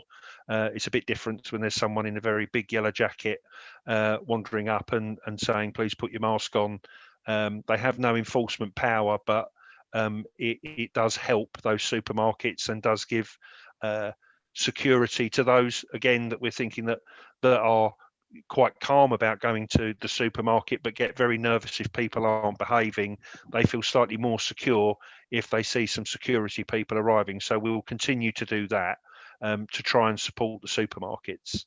In terms of SLM, we had made a decision, I'm trying to think the date, but was probably back in October last year, that we would financially support SLM through this period because there is a deficit. Their income has completely disappeared. They have got, at the moment, we have a small contingent of staff that work across the 3 buildings to make sure they remain safe and they are able to reopen quickly. But we are financially supporting them. So that was agreed through urgent matters, or staffing matters, sorry. We don't know how long this will go on, and we will have to make a decision around what the future looks like, ready for the next financial year. We are unsure at this stage how long they will be closed for and when the government will allow reopening. What I can say is the reopening of leisure prior was actually quite good on the return, was better than we'd anticipated. but I think it will take some time for it to return to normal. And I would say that's the same for community centres. We'll say the same for be the same for the theatre. So I'm not sure how that's going to pan out in terms of finances, but we are working very closely with Sport England, the government, our contractor, and our own services of how they can be supported to reopen and not never come back, which I think is a fear across the whole country, that some of these places are just never going to come back, and that's a bit of a worry. So at this moment in time, we're okay and constantly monitoring it. We're in daily contact with SLM around what's happening, and they've done some fantastic work for us to be able to get a report for the next committee on Pitsea Pool. Have done a fantastic piece of work to enable us to be able to submit a bid for substantial funding from Sport England. So they're still there, they're still fighting for us, and I have to say we have one of the strongest contractors, because there are a number of them that are really finding this hard, but certainly SLM have been very proactive. They have sought their own funding, their own loan to keep them afloat without asking for more money from us, and they are already planning for the future of things in a different way. So it's a very proactive contract. So I can assure you, a member did query with me regarding filing of their accounts. Obviously, they furloughed all their staff, which meant they had no one to do the accounts, which was acceptable by the HMRC. They are just about to be submitted, because fortunately they were able to do them over the summer. So they are in a good position currently, but obviously the best position would be that they can open and start getting some income in. Okay, thanks for that, Mr. Brace. Can I say thank you all for attending tonight? We'll note the report with those two agreements as part of it. Thank you all. Thank you. Good night. February the 17th. Have a good rest of the evening. Kevin, good luck, mate, with Man United. Man City won, by the way, but enjoy. Thanks a lot. Good night.